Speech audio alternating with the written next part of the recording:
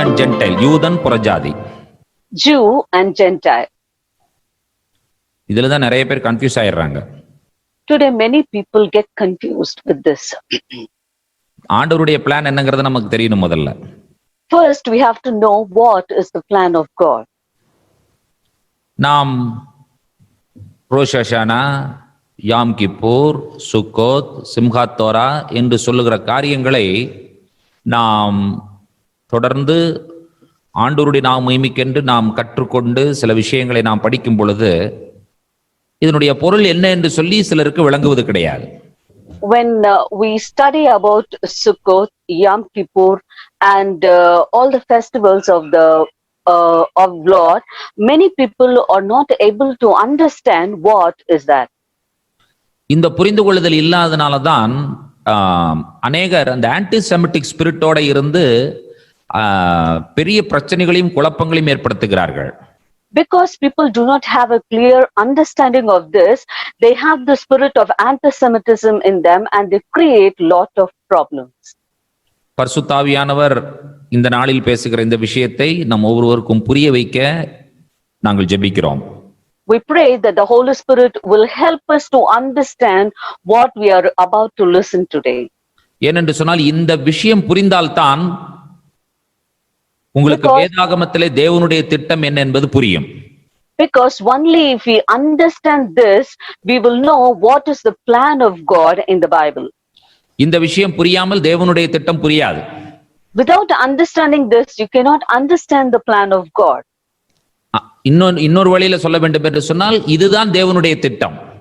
If you have to say it in other way, this is the plan of God. எத்தனை பேர் இந்த தேவனுடைய திட்டத்தை இன்றைக்கு பரிசுத்த ஆவியானவர் நமக்கு உணர வைப்பதற்காக ஜெபத்தோடு இருக்க நீங்கள் ஆசைப்படுகிறீர்கள்? How many of you want to be seated in a prayerful attitude so that the Holy Spirit will reveal unto us this plan of God? ஒரே புதிய மனிதன். One new man. இது என்ன ஒரே புதிய மனிதன்ங்கிறதுடைய பொருள் என்ன? What is the meaning of this one new man? அந்த ஒன் என்கிற அந்த ஒரே என்கிறதான வார்த்தை எப்படி பொருள்படுகிறது என்று சொன்னால் இரண்டு ஒன்றாகி புதியதாக மாறுவது. The meaning of the word one is two joining together and becoming one. அந்த ஒரே புதிய மனிதன் என்கிற விஷயத்தை ஆண்டவர் புரிய வைக்கிறதற்காகத்தான் so that we'll be able to understand the meaning of one new man. ரெடியா இருக்கீங்களா? Are you ready? புருஷன் மனைவி என்கிறதான திட்டத்தையே ஆண்டவர் ஏற்படுத்தினார். God created the plan of husband and wife. புருஷன் மனைவி, husband, wife. எவ்வளோ பெரிய பிரச்சனை. What a big problem it is. இந்த உலகத்திலேயே மிகப்பெரிய பிரச்சனைனா அதுதான் பிரச்சனையே. If at all there is a very big problem in this world, it is that alone. ஆண்டவர் சொன்னார் ரெண்டு பேரும் ஒண்ணு. God said the two have become one. இன்றைக்கு வரைக்கும் புருஷன் கேட்கிற கேள்வி என்னன்னு சொன்னா அது எப்படி நான் ஒண்ணாக முடியும் அவளோட? Today the greatest question the husband asks is how can I become one with her? அதே போல மனைவி கேட்கிற கேள்வி அது எப்படி நான் ஒன்றாக முடியும் அவரோட? The same question the wife also asks. She also asks how can I become one with him? எப்பேற்பட்ட ரெண்டு வித்தியாசமான ஒரு விஷயங்களை ஆண்டவர் இந்த உலகத்துல ஒன்றாக இருக்கிறீர்கள் என்று சொல்லுகிறார் என்று சொன்னால் யூதன் புறஜாதி என்கிறதான விஷயத்திலே ஒரே புதிய மனிதனாக ஆண்டவர் இந்த உலகத்திலே அவர்கள் ஒன்று சேர்ந்து தேவனுக்கு மனவாட்டியாக மாற வேண்டும் என்பது தேவனுடைய திட்டம். If God wants to bring two different things together and make us one, his plan is to bring the Jew and the Gentile together and make them as his bride so that they can live together as one. அந்த ஒரே புதிய மனிதன் என்கிறது அந்த ஒரே என்கிறதான வார்த்தை இரண்டு பேர் ஒன்றாகிறது என்பது அதனுடைய பொருள். The meaning of the word one is two persons becoming together as one. அந்த ரெண்டு பேர் யார்? And who are those two persons? யூதனும் புறஜாதியும். Jew and Gentile. அததான் உங்களுக்கு நான் படத்துல போட்டு காமிச்சேன். That is what I have shown to you in the picture. ஒருத்தர் டிப்பிக்கலா யூதர், இன்னொருத்தர் கம்ப்ளீட்டா டிப்பிக்கலா புறஜாதி. One is a typical Jew and another is a typical Gentile. இவர் ஷலோம் சொல்லுவார், அவர் குட் மார்னிங் சொல்லுவார். This person will say shalom and that person will say good morning. இவர் shalom சொல்லுவார், இவர் பிரைஸ் தி லார்ட் சொல்லுவார். This person will say shalom and this person will say praise the Lord. இப்ப எது சரி என்பது நம்முடைய பிரச்சனை அல்ல. Now our problem is not what is right. ரெண்டு பேரும் எப்படி ஒன்றாகிறது? How both of them can come together as one. இப்ப நம்ம பிரச்சனை யார்ட்ட இருக்குங்கறத கண்டுபிடிக்கணும். Now we have to find out where the problem lies. முதலாவது ஆபிரகாமில் இருந்து நாம் இந்த விஷயத்தை ஆரம்பிக்க போகிறோம். First we are going to start this problem from Abraham. அதாவது ஒரு புறஜாதியாகிய ஆபிரகாமை ஆண்டவர் தெரிந்தெடுத்து யூதர்களுக்கு தகப்பனாக ஆண்டவர் ஏற்படுத்துகிறார். God chose a Gentile Abraham and made him a Jew and made him the father of Jews. ஆதியாகமம் 12ஆம் அதிகாரம் 1 முதல் 3 வசனங்கள். Genesis chapter 12 verses 1 to 3.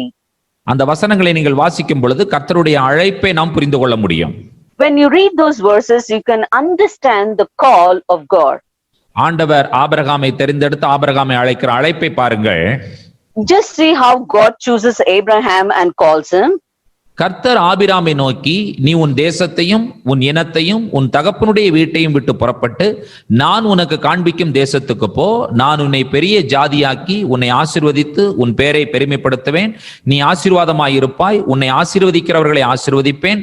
உன்னை சபிக்கிறவனை சபிப்பேன். பூமியில் உள்ள வம்சங்கள் எல்லாம் உனக்குள் ஆசீர்வதிக்கப்படும் என்றார். Now the Lord had said unto Abraham, get thee out of thy country and from thy kindred and from thy father's house unto a land that I will shew thee, and I will make of thee a great nation, and I will bless thee and make thy name great, and thou shalt be a blessing, and I will bless them that bless thee, and curse him that curse thee, and in thee shall all families of earth be blessed.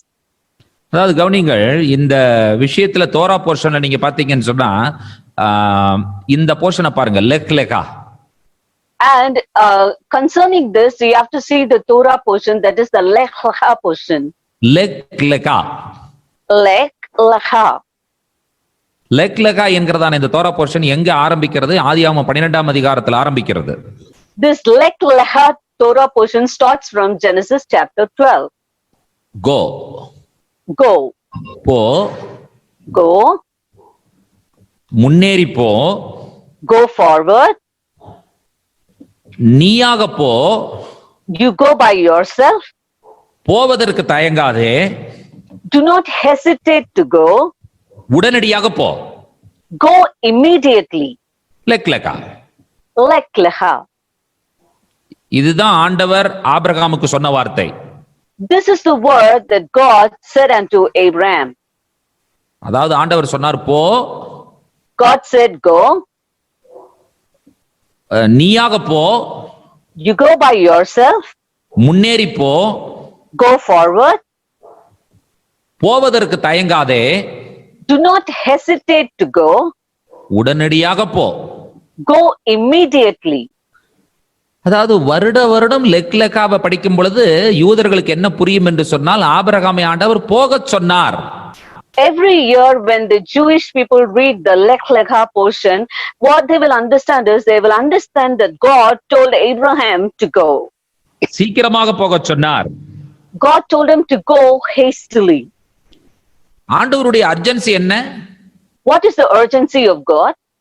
உன்னோடு உடன்படிக்கை ஏற்படுத்த போகிறேன். I'm going to make a covenant with you. நீ ஒரு புறஜாதி, உன்னை ஜாதிகளுக்கு தேசங்களுக்கு தகப்பனாக நான் மாற்றப் போகிறேன். You are a Gentile, but I'm going to make you the father of all nations. அதாவது இந்த கால்ட் அவுட் என்கிறதான இந்த விஷயம் ஆபிரகாமிலேயே ஆரம்பித்து விட்டது. This process of called out began from Abraham. அதாவது இந்த கால்ட் அவுட் என்கிறதான விஷயத்தை எக்லீசியா என்கிறதான கிரேக்க வார்த்தை உபயோகப்படுத்தும் பொழுது ஏதோ புறஜாதிகளாகி நம்மை ஆண்டவர் வெளியே எடுத்தார் என்று சொல்லித்தான் நாம் புரிந்திருக்கிறோம். This concept of called out, when we learn it from the ecclesia, we understand, what we think is that God has called out the Gentiles. கஹால். Kahal. அதான் எபிரேய வார்த்தை. That is the Hebrew term. நீங்க என்றைக்கு கிரேக்க வார்த்தையை தியானிப்பதை விட்டு எபிரேய வார்த்தையை தியானிக்கிறீர்களோ அன்றைக்குத்தான் முழு விஷயம் உங்களுக்கு புரியும். Only from the day that you leave meditating the Greek terms and start meditating the Hebrew words, then only you will have a clear understanding. Great commission என்கிறதான விஷயத்தை நீங்கள் ஆபிரகாமிலிருந்து தான் யோசிக்க வேண்டும். You have to meditate upon the Great Commission starting from Abraham. அந்த தேசத்தை விடு, நீ வேற தேசத்துக்கு வா. You leave this country, you come into another country. Abraham என்ன செய்தார்? What did Abraham do? தன்னுடைய வீடு, His house, தன்னுடைய பிறப்பிடம், his birthplace, தன்னுடைய உறவினர்கள், his relatives, நண்பர்கள், friends, தன்னுடைய தகப்பனுடைய வீடு, his father's house, அவனுடைய சுதந்திரம், his inheritance. எல்லாவற்றையும் அவர் வெறுத்துவிட்டு தள்ளிவிட்டு வருகிறார். He keeps away everything and he just pushes it out of his sight and comes. இப்போ அவனுடைய பெயரை பாருங்க. Now you just see his name. ஈவ்ரி. Ivrid. ஈவ்ரி. Ivri. ஈவ்ரி என்பதை நான் I don't know how I'm going to share this. Please wait for me. கொஞ்சம் தயவு செய்து பொறுங்கள், நான் உங்களுக்கு இந்த விஷயத்தை சொல்லுகிறேன். I should type the letter Ayin and I should type the letter Beth and I should type the letter Resh and again I should type the letter Yod. Finally இந்த வார்த்தையை கவனிங்கள். You just kindly listen to this word. இதுல வந்து ஆயின்கிற letter. The first letter is Ain. பார்ப்பது. Looking. இந்த வார்த்தையை கவனிங்க. Look at the second letter. உடன்படிக்கை. Covenant. இந்த முழுவதையும் சேர்த்து படித்தால், if you read all these letters together, எபிரேயம், Hebrew, மொழி, it is a language. இதை தனித்தனியா படித்தால், if you read it separately, உடன்படிக்கையை பார், it means look at the covenant. இதுதாங்க ஆபிரகாமுக்கு பெயர். This is the name of Abraham. இப்ப அதற்கு இன்னொரு பொருள் என்ன தெரியுமா? Do you know what is the other meaning for this word? கடந்து வந்தவன். The one who crossed. எல்லாவற்றையும் விட்டு கடந்து வந்தவன். He left everything and he just came over. Crossed over. Crossed over.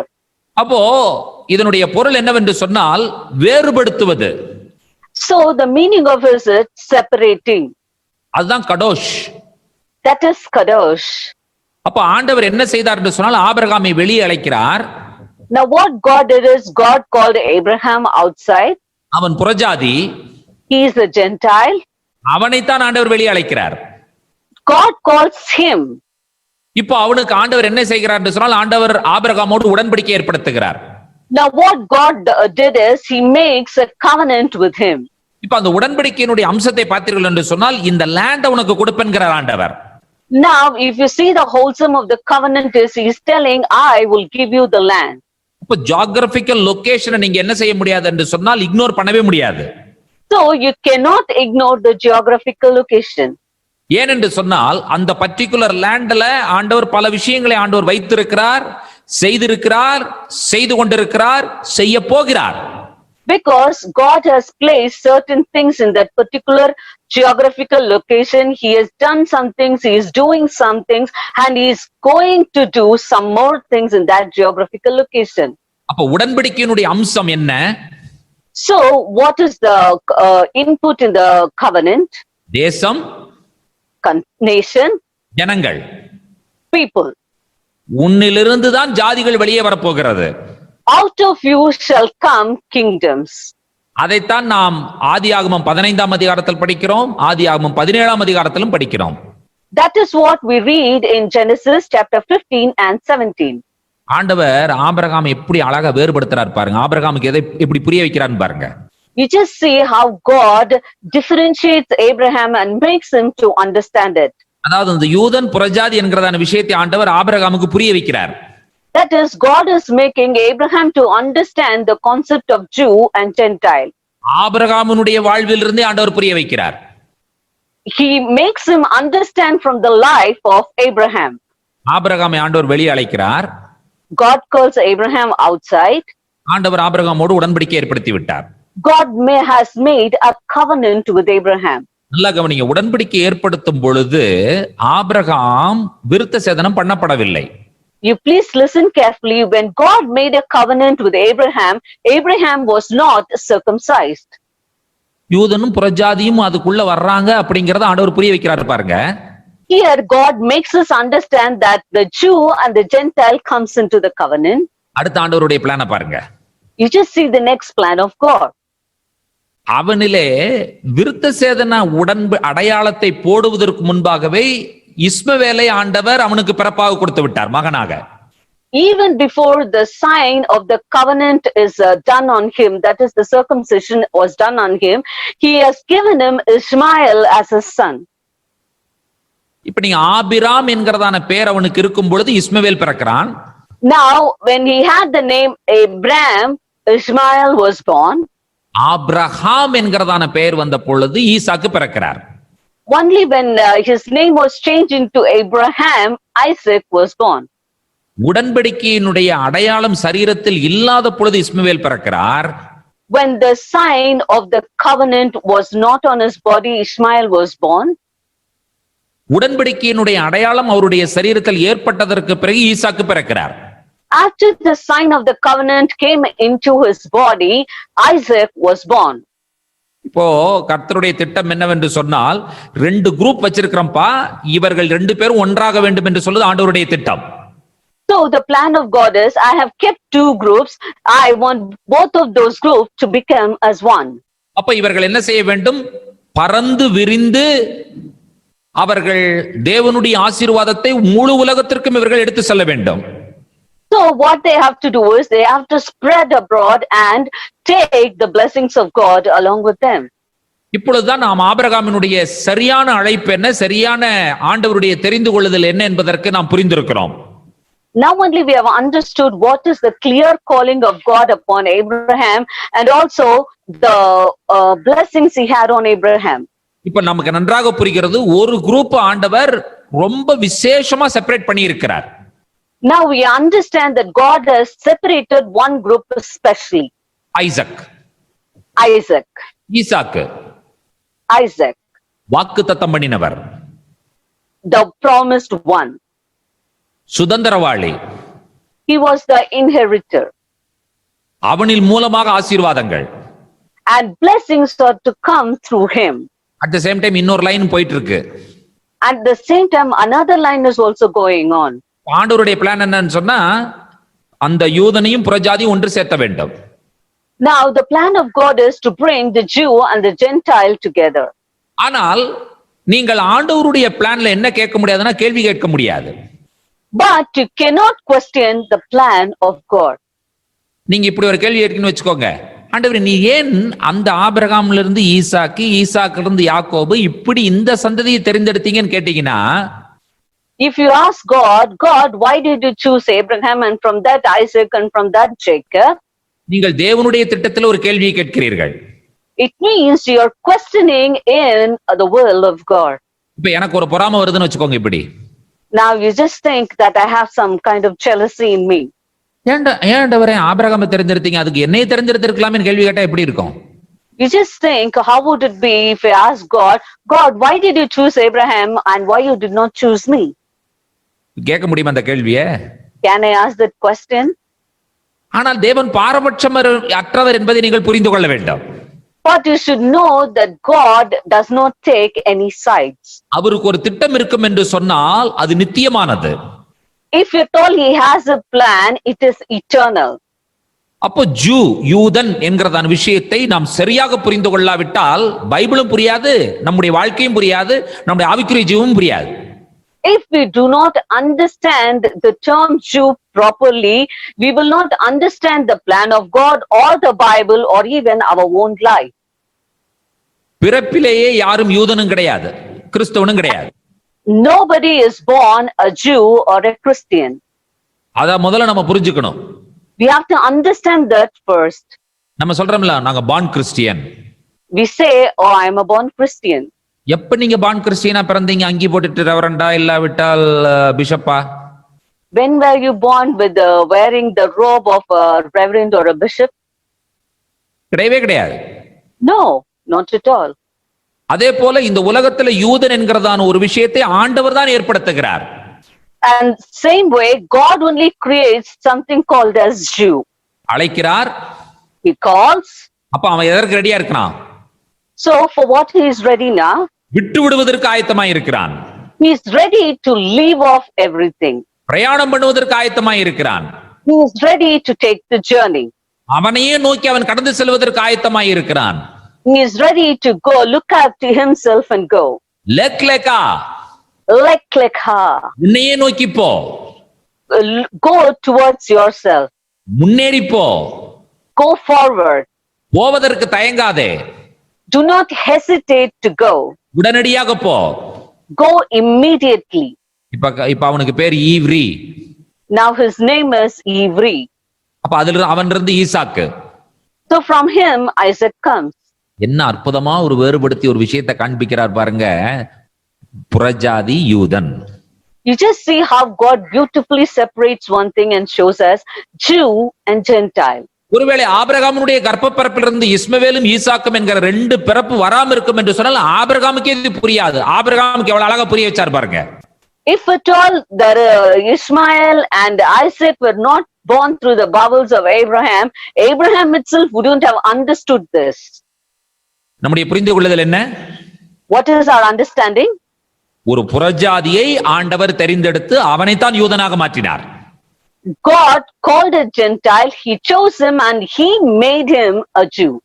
இப்போ ஆண்டவருடைய பிளான் என்ன? Now what is the plan of God? புறஜாதி யூதனா மாறணும். A Gentile should become a Jew. இதை வேறு விஷயமாக தவறாக நீங்கள் புரிந்து கொண்டால் அதற்கு நாங்கள் பொறுப்பாக முடியாது. அதைத்தான் இன்றைக்கு விளக்கப் போகிறேன்.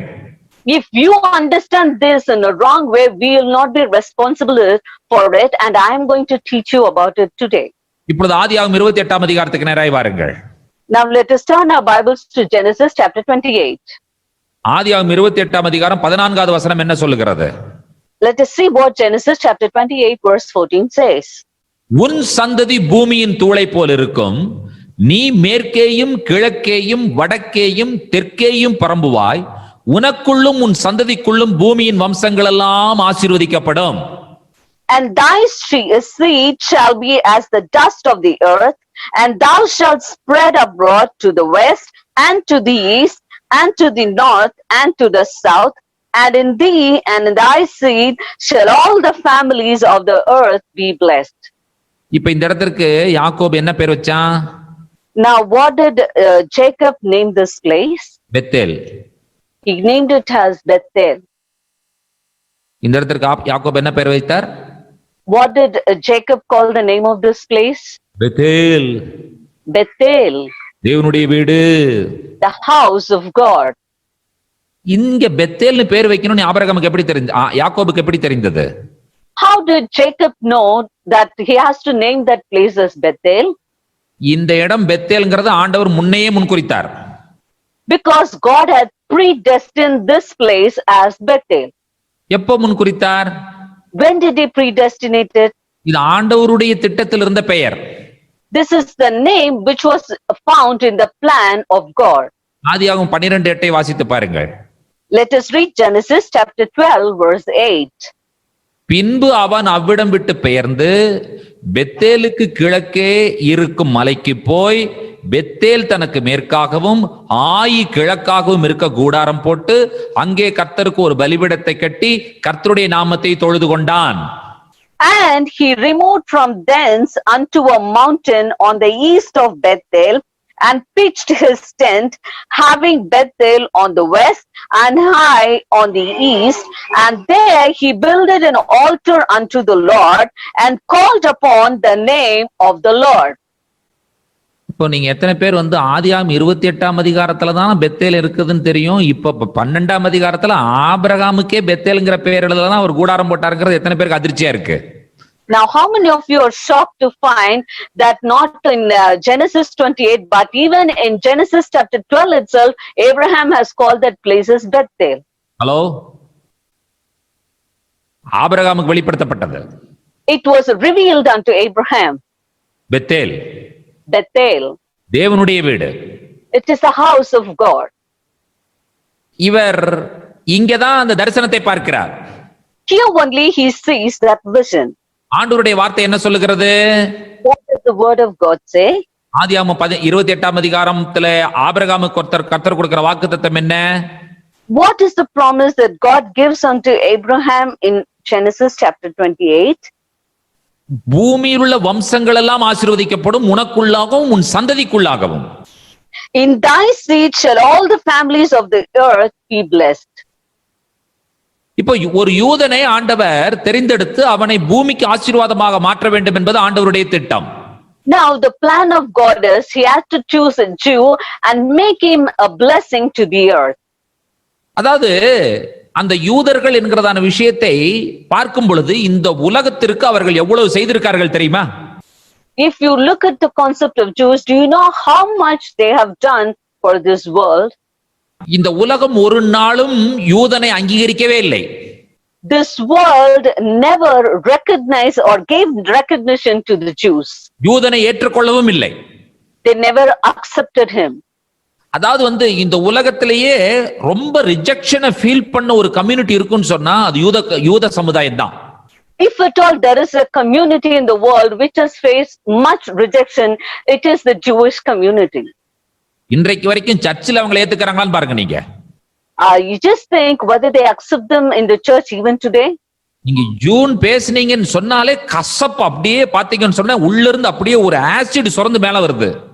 If you just mention the word Jew, bitterness will just spring out of their stomach. ஆண்டவர் ஒரு வித்தியாசமான வகையில அந்த யூதர்களை ஆண்டவர் தெரிந்தெடுத்தார். God chose the Jewish people in a very different way. அதாவது யூதனுக்கும் ஆண்டவருக்கும் இருந்த அந்த உறவு முறையின் காரணமாக, because of the relationship that God had with the Jews, சிலுவை போர்கள் யூதர்கள் மேல தொடுக்கப்பட்டது. The war of crusades were kept upon the Jews. Hamas, Hezbollahs, Holocaust, இப்படி நீங்க பாத்தீங்கன்னு சொன்னா ஏராளமான பிரச்சனைகளை சந்தித்தவர்கள் இந்த யூதர்கள். And the Jewish people faced the Hamas, the Hezbollahs, and such kind of terrorist organizations. வெளியில தெரியாத சில விஷயங்களை நீங்கள் கண்டிப்பாய் தெரிந்து கொள்ள வேண்டும். You should know certain things which you cannot find it on the outside. நம்முடைய இந்தியாவிலே யூதர்களுக்கு எவ்வளவோ கொடுமைகள் இழைக்கப்பட்டிருக்கிறது, தீங்குகள் இழைக்கப்பட்டிருக்கிறது. In our own country, the Jews has been undergoing much persecution. தீங்குகள் இழைத்தவர்கள் எல்லாருமே கிறிஸ்தவர்கள். And those who persecuted them were the Christians. நான் சொல்லுவது உங்களுக்கு சந்தேகம் வரும் என்று சொன்னால் கூகுள்ல கோவா இன்குசிஷன் என்று சொல்லி டைப் பண்ணி பாருங்கள். If you have any doubt in what I am saying, you please go and type Goa Inquisition in the Google and search it out. தேசங்கள் யூதர்களை அழிக்கத்தான் முயற்சி எடுத்தார்கள். The countries of the world tried to destroy the Jewish people. ஆனால் அவர்கள் பாத்தீங்கன்னு சொன்னா இந்த தேசத்திற்கு அவர்களுடைய பங்களிப்பு என்று சொல்லுவது, இந்த உலகத்திற்கு அவர்களுடைய பங்களிப்பு என்று சொல்லுவது மிக மிக இன்றியமையாதது. If you look at the input the Jews gave for the betterment of the world it is just much which you just cannot ignore. Theory of relativity இந்த உலகத்திற்கு கொடுத்த ஆல்பர்ட் ஐன்ஸ்டைன்ங்கிறது யூதனை சற்று யோசித்து பாருங்கள். You just think about Albert Einstein. He is a Jew who gave the theory of relativity. மருத்துவத்துறையிலும் விவசாயத்துறையிலும் இந்த உலகத்திற்கு ஏராளமான பங்களிப்பை வழங்கிய யூதர்களை நினைத்து பாருங்கள். You just think about all the Jews who improved the field, medical field and the agricultural field. அதாவது முழு மொத்த மக்கள் தொகையில யூதர்கள் என்று சொல்லுறவர்கள் 0.2% தான். Of the whole population of this world, the Jews consist of just 0.2%. 1900 2000 வரைக்கும் வாங்கின நோபல் பிரைஸ்ல 27% யூதர்கள் வாங்கி இருக்கிறார்கள். From the 1900s till 2000, Jewish people have got 27 Nobel Prizes. அவர்கள் எல்லா துறையிலுமே நோபல் பிரைஸ் வாங்கி இருக்கிறார்கள். They have won the Nobel Prize in all the fields. இதை நீங்கள் எப்படி பார்க்கிறீர்கள்? இது உங்களுடைய பார்வை என்ன என்பதை எனக்கு சொல்லுங்கள். You just please tell me how you view this. அவர்கள் விவசாயத்திலே, மருத்துவத்திலே, இயற்பியல்ல, வேதியியல்ல, அது மட்டும் கிடையாது, சமாதானத்திற்கான நோபல் பிரைஸும் கூட அவர்கள் வாங்கி இருக்கிறார்கள். They have won the Nobel Prize in medicine, in agriculture, in biology, in chemistry, and not only in that, they have won Nobel Prize even in making peace. அதாவது எத்தனை விஷயங்கள் இந்த உலகத்திற்கு கொடுத்திருக்கிறார் என்பதை பாருங்கள். You just see how many things they have given to this world. Okay, இதெல்லாம் okay தான். All this is okay. இந்த ஜூயிஷ் பீப்புள் உலகத்துக்கு கொடுத்த கிஃப்ட்லயே கிரேட்டஸ்ட் கிஃப்ட் எதுன்னு சொல்ல முடியுமா உங்களால? Of all the gifts that the Jewish people have given to this world, can you tell me what is the greatest gift they have given? நீ யார் வேணாலும் மியூட் ஓபன் பண்ணி சொல்லலாம். Any one of you can open your mute and say.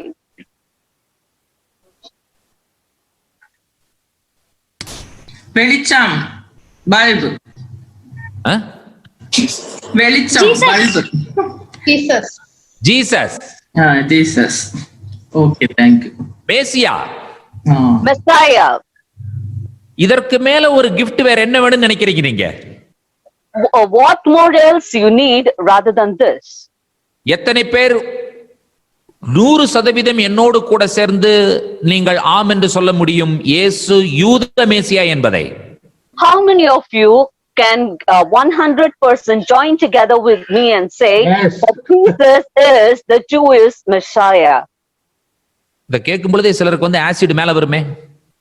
As soon as you hear that, many people will have acid on your chest. அந்த acid மேல வருதுன்னு சொன்னாலே உள்ள அசுத்தாவி இருக்குதுன்னு அர்த்தங்க. If that acid comes towards your chest, it means that you are filled with evil spirits. ஏன் என்ன zoo? அது என்ன Hebrew? What is a Jew? What is that Hebrew? புரு புரு புரு புரு கேட்டா ஐயா அது தேவனுடைய திட்டம். Lord, sir, it is the plan of God. ஏன் உங்ககிட்ட இருந்தா மேசியா வந்தாரு? What did the Messiah come from you? இஸ்மவேலனா மேசியாவை கொடுத்தார். Did the Ishmaelite give the Messiah? ஆபிரகாமின் குமாரனாகிய தாவீதின் குமாரனாகிய இயேசு கிறிஸ்துவினுடைய வம்ச வரலாறு. It is the genealogy of Abraham and the David and the son of Jesus Christ, the son of David. அடித்து சொல்லுகிறேன், ஆணித்தரமாக சொல்லுகிறேன், உற்சாகத்தோடு சொல்லுகிறேன், இயேசு மட்டும் தான் மேசியா, இயேசு மட்டும் தான் நித்திய ஜீவன், இயேசு மட்டும் தான் ரட்சிப்பு. With all authority and boldness and with all my might, I say that Jesus is the Messiah, Jesus is salvation, and Jesus is eternal life. அவர் அந்த மேசியாவை உலகத்திற்கு கொடுத்த மக்கள் யூதர்கள். And the people who gave the Messiah to the world are the Jews. யோசேப்பு யூதன் தான். யோசேப்பு வந்து பிசிக்கலான ஃபாதர் கிடையாது. Joseph is the Jew, but he is not the physical father of Jesus. மேரி, மரியாள். Mary, மிரியம், Miriam, யூத பெண். she is a Jewish woman. தீர்க்க தரிசனம். It is a prophecy. ஏவாளுக்கு சொன்ன தீர்க்க தரிசனம். It is a prophecy which was given unto Eve. ஏசாயா புரிந்து கொண்ட தீர்க்க தரிசனம். It was a prophecy which Isaiah understood. சாமுவேலும் மற்றும் தாவீதும் போன்ற தீர்க்கதரிசிகள் புரிந்து கொண்டு அறிக்கை செய்த தீர்க்க தரிசனம். This was a prophecy which was understood by prophets like Samuel and Daniel and who also confessed it. ஏவாள் யாரு? Who is Eve? பக்கத்துல இருக்கவங்க பார்த்து சொல்லுங்க, neither Jew nor Christian. You just turn to the person next to you and say, she is neither a Jew nor a Christian. சந்தோஷமா இருக்குல்ல? Aren't we happy? ஏவாள் யாரு? Who is Eve? மனுஷி. She is a woman. ஆதாம் யாரு? Who is Adam? மனுஷன். He is a man. மனிதன். He is just a man. இப்ப ஆண்டவருடைய பிளான் என்ன? Now what is the plan of God? ஒரு மனுஷகுமாரனுக்கு ஒரு மனுஷனை திருமணம் செய்ய வேண்டும். He had to give in marriage man to the son of man. அவன் பாவம் செஞ்சுட்டான். Because he has sinned.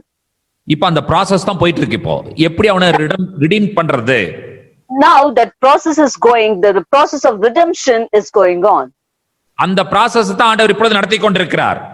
God is continuously doing that process now. இப்பொழுது சகரியா தீர்க்கதரிசன புத்தகத்துக்கு நேராய் வாருங்கள். Now let us turn our Bibles to the prophecies of Zechariah. சகரியா 8ஆம் அதிகாரம் Zechariah chapter 8.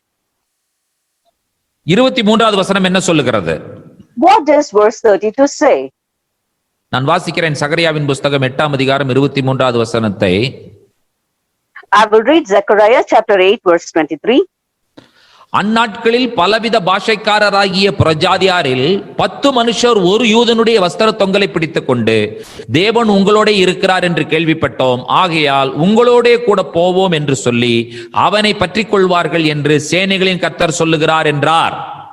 Thus saith the Lord of hosts, in those days it shall come to pass that 10 men shall take hold of all languages of the nations, even shall take hold of the skirt of him that is a Jew, saying, we will go with you, for we have heard that God is with you. அப்போ இந்த வசனத்தை நீங்க எப்படி பாக்குறீங்க? So how do you look at this verse? ஒரு புறஜாதி யூதனுடைய வஸ்திரத்தை போய் பிடித்துக் கொள்வானாம். One Gentile will go and catch hold of the garment of a Jew. இங்க என்ன சொல்லப்பட்டிருக்கிறது? தொங்கலை பிடித்துக் கொள்வான். Here it is said they will hold on to the tassels of the Jew. இப்ப தொங்கலை பிடித்துக் கொள்றதுனா என்ன அர்த்தம் சொல்லி பாத்தீங்கன்னு சொன்னா, தேவனுடைய பிரமாணம் கட்டளை அவனிடத்தில் இருக்கிறது, அவனிடத்திலிருந்து கற்றுக்கொள்ள வேண்டும் என்பது தேவனுடைய திட்டம். Now the plan of God is, here the tassel denotes the commandments of God. So when he goes and holds on to the tassel of a Jew, it means they want to learn the commandments of God which is in him. ஆனா அதாவது ஒரு பிரச்சனையை பாருங்க. இப்போ Now you just see a problem over here. அதாவது ஒரு ஷாக்கான ஒரு விஷயம் அது. It is a very shocking matter. நானும் பிரதர் சுதனும் பேசிட்டு இருந்தோம். அதாவது இந்த இஸ்ரேல் கிடைக்கிற அந்த ஜூயிஷ் புக்ஸ் எல்லாம் நம்ம விலைக்கு வாங்கி அதை நம்ம மக்கள் எல்லாத்துக்கும் படிக்க கொடுத்தா அது ஒரு லைப்ரரி மாதிரி எல்லாருக்கும் சர்க்குலேட் பண்ணா நல்லா இருக்கும், அவங்க தெரிஞ்சுக்குவாங்கன்னு சொல்லி சொன்னார். When I and brother Sudan were talking about, we are talking how it nice it would be if you are able to purchase the books from the Jewish people and give it to our people as a library. நான் சொன்னேன், ரொம்ப விலை கூடுன book brother, இதை வாங்கி கொடுத்தோம்னு சொன்னா அவங்க பாட்டுக்கு திருப்பி கொடுக்காம போயிட்டாங்கன்னா அது என்ன பண்ண முடியும் அப்படின்னு கேட்டேன் நானு. I asked him, brother, those books are very costly. If we rent it to them and if they don't give back, what will happen? அப்புறம் நான் ஒரு புத்தகத்தை எடுத்து காமிச்சேன். இப்படி ஒரு புத்தகம் இருக்கு, இந்த புத்தகம் எல்லாம் நான் வச்சிருக்கேன், இதெல்லாம் எப்படி கொடுக்கறதுன்னு தெரியல எனக்குன்னு சொன்னேன். So I had a book and I showed it to him and I told him, see, I have a book like this. I do not know how I can give it to them. அது ரம்பம் எழுதின ஒரு ரம்பம் என்கிற ஒரு எழுதின புத்தகம். It is a book authored by Rambam. 613 கட்டளைகள் 2 வால்யூமா இருக்குது. 248 positive, 365 negative. The 613 mitzvot are in 2 volumes, 238 yes, and the rest 316 no commandments. அதாவது 248 positive, 365 negative. 248 positive and 365 negative. அவர் விளக்கம் எழுதி இருக்கிறார். He has written the meanings for it. சரி, அந்த புத்தகத்தை நான் வாங்கிடுறேன்னு சொல்லி அவர் சொல்லி போட்டோவை வாங்கிட்டாரு என்கிட்ட. He told I'll buy that book and he just took the picture of it. அப்புறம் ஒரு மெசேஜ் போடுறாரு, நீங்க வச்சிருக்கிற புத்தகம் 2 வால்யூம் 70,000 ரூபாய்ன்னு போடுற விலை. And he sent me a message saying the book that he have, its price is 70,000 rupees. மூச்சு பேசாம எல்லாம் வாயெல்லாம் கப்புன்னு பொத்திட்டு போய் நான் என்ன பண்ணிட்டேன்னு சொன்னா, ஃபர்ஸ்ட் எடுத்து இந்த புத்தகத்தை எடுத்து உள்ள வைங்க அப்படின்னு சொல்லி புத்தகத்தை எடுத்து உள்ள வச்சிட்டு அடுத்த வேலையை நான் பார்த்தேன். Immediately what I did was I immediately took the book and I told them to keep it safely inside, and then only I started doing the rest of my works. என்னால நம்பவே முடியல அத. I was not able to believe it. 70,000 ரூபாய். It is 70,000 rupees. எவ்வளவு பெரிய பணக்காரன் பாருங்க நான் அப்படின்னா. இப்போ you just see what a rich man I am. 2 புத்தகம் 70,000 ரூபாய் விலையில நான் வச்சிருக்கிறேன். I own 2 books which is 70,000 rupees. மற்ற புத்தகங்களை வெளியே எடுக்கக்கூடாதுன்னு வச்சிருக்கிறேன் நான் இப்போ. And now I plan not to take the rest of my books. என்ன காரணம்? What is the reason? அது ஒரே ஒரு விஷயம், நம்ம ஜெபிக்கணும். இந்த யூதர்கள் அவர்களுடைய இந்த சரக்கு விஷயங்களை எல்லாம் கொஞ்சம் அவங்க லிபரலா கொஞ்சம் விலை குறைச்சு கொடுத்தாங்கன்னா நல்லா இருக்கும். Now we have to pray that the Jews should reduce the cost price of their books and give it to us. Israel அப்படிங்கறத இன்னொரு வார்த்தையில சொல்லணும்னா எப்படி? If you want to say Israel in another term, how can you say it? Expensive. It is very expensive. அதுதான் இன்னொரு வார்த்தையில இஸ்ரேல சொல்லணும்னு சொன்னா. If you want to say Israel in another word, that is the correct word for it. அவனுடைய டிஎன்ஏல அவன் வச்சிருக்கான் அந்த கட்டளைகளை, தோராவ, பிரமாணங்களை. He has the Torah, the mitzvot in his DNA. அதுதான் அவங்கிட்ட இருக்கு. That is what he has. எப்படியாவது நாம் கற்றுக்கொள்ள வேண்டும். Somehow we should learn it. வஸ்திர தொங்கலை பிடித்துக்கொண்டு எனக்கு கற்றுக்கொடுன்னு சொல்லி கேட்பாங்களாம். People will hold on to the tassel of a Jew and ask him to teach them the commandments. நம்ம என்ன புரிஞ்சிருக்கிறோம் தெரியுமா? Now what have we understood? நம்ம தான் அவனை தள்ளிட்டோம் அப்படி நம்ம நினைச்சிட்டு இருக்கிறோம். What we have understood it, we alone have pushed him. யூதன் எவ்வளவு பெரிய ஆசீர்வாதம் என்பதை வெளிப்படுத்தின விசேஷம் 22ஆம் அதிகாரத்துல எவ்வளவு அழகா யோவான் வெளிப்படுத்தி கடைசியா சொல்லி முடிக்கிறார் பாருங்க. And in Revelation chapter 22, John beautifully expounds what a blessing a Jew is. வெளிப்படுத்தல் 22ஆம் அதிகாரம் 2வது வசனத்தை படிக்கலாம். Now let us read Revelation chapter 22 verse 2. நகரத்து வீதியின் மத்தியிலும் நதியின் இரு கரையிலும் 12 விதமான கனிகளை தரும் ஜீவ விருட்சம் இருந்தது. அது மாதந்தோறும் தன் கனியை கொடுக்கும். அந்த விருட்சத்தின் இலைகள் ஜனங்கள் ஆரோக்கியம் அடைகிறதற்கு ஏதுவானவைகள். In the midst of the street of it, and on either side of the river, was there the tree of life, which bare 12 manner of fruits, and yielded her fruit every month, and the leaves of the tree were for the healing of the nations. நான் கேக்குறேன், ஏன் 12? Why 12? யார் அந்த 12? Who are those 12? அதிலிருந்து வருகிறது இலைகள் யாரு? And what are the leaves that come out of that? எத்தனை பேருக்கு புரிந்தது என்ன சொல்லிக் கொண்டிருக்கிறேன் என்று சொல்லி? How many of you are able to understand what I am trying to tell you? அவங்கதான். It is them. Israel. Israel. யூதர்கள். Jews. பிரியமான தேவனுடைய பிள்ளைகளை நாம் என்ன புரிந்து கொள்கிறோம் என்று சொன்னால், நாம் ஆசீர்வாதங்களை சுதந்தரிக்கிறோம். ஒரே புதிய மனிதனாக நாம் மாற்றப்பட வேண்டும். Dearly beloved children of God, what we have to understand is we have to inherit the blessing, and for that we have to become one. அதாவது இந்த கடைசி காலங்களிலே அந்த யூதர்களுக்குள் இருக்கிறதான அந்த விஷயங்கள், அந்த நற்செய்தியை வெளிப்பாடாக நமக்கு கிடைக்கும் பொழுது மட்டும்தான் நாம் புதிய மனிதனாக அவர்களோடு இணைய முடியும். Only when we have the good news which is inside a Jew as the revelation, we can go and become one with him. எருசலேம் என்பது என்ன என்பதை அவன் நமக்கு புரிய வைப்பான். He will make us understand what is Jerusalem. ஏசாயாவில சொல்லப்பட்டபடி அந்த எருசலேம் மகாராஜாவின் நகரம் அது மட்டும் கிடையாது, அது ஆண்டவரை ஆராதிக்கும் ஸ்தலமாக அது இருக்க போகிறது. And according to Isaiah, it is not only the city of the king, but it will be a place where we will worship our God. கடைசி நாட்களிலே யூதர்களை பிடித்துக்கொண்டு அவர்களுக்குள் இருக்கிறதான அந்த விஷயங்களை கற்று முற்படுவார்கள் என்பதுதான் தீர்க்க தரிசனம் சகரியாவிலே. And in the prophecy in Zechariah is that the people will hold on to a Jew and they will want to worship the Lord God. யூதனும் புறஜாதியும். The Jew and the Gentile. அடுத்த விஷயத்தை பார்க்கலாம். Now let us look at the second thing. இத கவனிச்சு பாருங்க. ஒரு யூத பெண்ணையும் ஒரு புறஜாதி பெண்ணையும் ஆண்டவர் உள்ள கொண்டு வர்றார். Now God brings in a Jewish woman and a Gentile woman. ஒரு யூத பெண் ஒரு புறஜாதி பெண்ணுடைய பேரும் என்ன பண்ணிருது என்று சொன்னால் ஒரு புஸ்தகமாக வருகிறது. Now the name of a Jewish woman and a Gentile woman becomes the names of books. எவ்வளவு ஆண்டவருடைய பெரிய திட்டம் பாத்தீங்களா யூதன் புறஜாதிங்கிறதுல? You just see what a wonderful plan of God is concerning the Jew and the Gentile.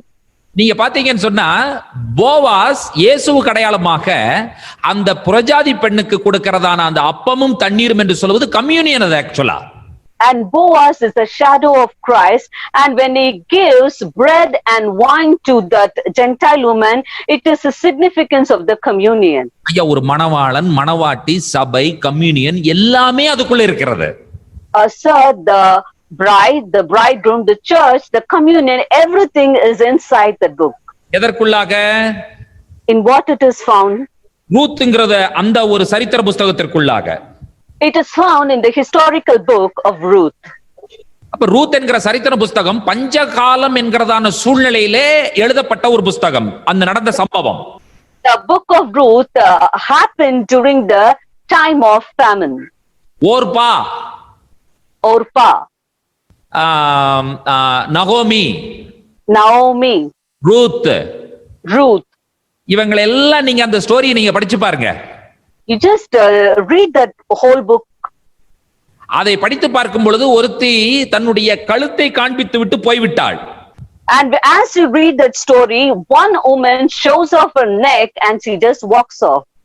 ஆனா ஒரே ஒரு பெண்ணு மட்டும், உம்முடைய தேவன் என்னுடைய தேவன், நீ எங்கே இருக்கிறே நான் அங்கதான் இருப்பேன் என்று சொல்லி அவள் ஓடி வருகிறாள். But only one woman says, your God is my God, and where you stay, I will also stay. And she comes running to her. ரூத்தை ஆபிரகாமோடு ஒப்பிட்டு பாருங்கள். You just compare Ruth with Abraham. தன்னுடைய தேசத்தை மறந்தாள், She forgot her country. இனத்தை மறந்தாள், She forgot her kindred. தன்னுடைய குடும்பம் எல்லாவற்றையும் மறந்தாள். She forgot her household. அவள் என்ன செய்தாள் என்று சொன்னால், அவள் யூதனாக மாறுவதற்கு அவள் முழுமையாக சம்மதித்து இங்கே கடந்து வந்து விட்டாள்.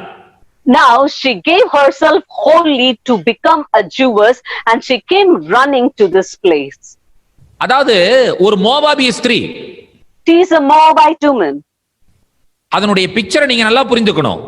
You should understand the whole picture of it. இவள் யூதர்களோடு, இஸ்ரவேல் மக்களோடு, இஸ்ரவேல் தேசத்தோடு பின்னி பிணைக்கப்படுவதனுடைய அந்த பிக்சர்ல என்ன நீங்கள் பார்க்கிறீர்கள் என்று சொன்னால், அவர்களுடைய சந்ததி மேல் இருக்கிற சாபத்திலிருந்து அவள் வெளியே வருகிறாள். When you see the picture that the Moabite woman being connected with the Jewish nation, you can see that she's trying to come out from the curse which is upon her nation. நம்முடைய சாபம் எப்படி நீங்கும்? When will our curse be broken? எப்பொழுது நீங்கும்? When will it go away? அதற்கு வழி என்ன? What is the way for it? அதாவது நம்முடைய தலைமுறை சாபங்கள். That is our generational curses. எப்படி ஒரு மோவாபிய ஸ்திரீ இஸ்ரவேலையும், இஸ்ரவேல் தேசத்தையும், இஸ்ரவேல் மக்களையும் நேசித்து இஸ்ரவேலனாக மாறுவதற்கு அவள் சம்மதித்தாளோ, அப்பொழுது அவளுடைய சாபம் நீங்கினதை போல, just as a Moabite woman accepted to become a Jewish and an Israelite woman, her curse was removed. இப்ப அவ சொல்ற அந்த வசனத்தை வாசிங்க, ஒரு Ruth 1:16. Now let us read Ruth chapter 1 verse 16. அவளுடைய வார்த்தைகளை நீங்கள் கவனித்தீர்கள்னா ரொம்ப அற்புதமா இருக்கும். If we listen to her words, it is very wonderful. இந்த வசனங்கள் வாசிக்கும் பொழுது அவள் சொல்லுகிறார் பாருங்கள், நான் உம்மை பின்பற்றாமல் உம்மை விட்டு திரும்பி போவதை குறித்து என்னோடே பேச வேண்டாம். நீர் போகும் இடத்திற்கு நானும் வருவேன், நீர் தங்கும் இடத்திலே நானும் தங்குவேன். உம்முடைய ஜனம் என்னுடைய ஜனம், உம்முடைய தேவன் என்னுடைய தேவன். And she says, and Ruth said, entreat me not to leave thee or to return from following after thee, for whither thou goest, I will go, and where thou lodgest, I will lodge. Thy people shall be my people, and thy God my God. மோவாபிய வம்சத்துல வருந்த சாபம் நீங்க வேண்டும் என்று சொன்னால், ரூத்தினுடைய இந்த அறிக்கை மட்டுமே அவளுடைய வம்சத்தில் வருகிறதான சாபத்திலிருந்து அவளை வெளியே கொண்டு வர முடியும். If at all the generational curse which was upon Moab has to be taken away, unless and until Ruth confesses this, it will not be taken away. இவளுடைய அறிக்கை என்ன? What is her confession? என்னை திரும்பி போக சொல்லாத. Please do not tell me to go back. நான் போகவே மாட்டேன். I will not go. அத குறிச்சு மட்டும் என்கிட்ட பேசவே கூடாது. You just don't talk to me concerning that. அடுத்து சொல்றா, நீ எங்க போறியோ அங்க கண்டிப்பா வந்துருவேன் நான். And next he says, wherever you go, I will surely follow you. நீ தங்குற இடத்துல தான் நான் தங்குவேன். I will lodge where you lodge. நான் மோவாப் என்கிறதான அந்த மோவாபிய வம்சத்தை நான் வெறுத்து ஒதுக்கிட்டேன். இப்ப உன்னுடைய ஜனம் தான் என்னுடைய ஜனம்.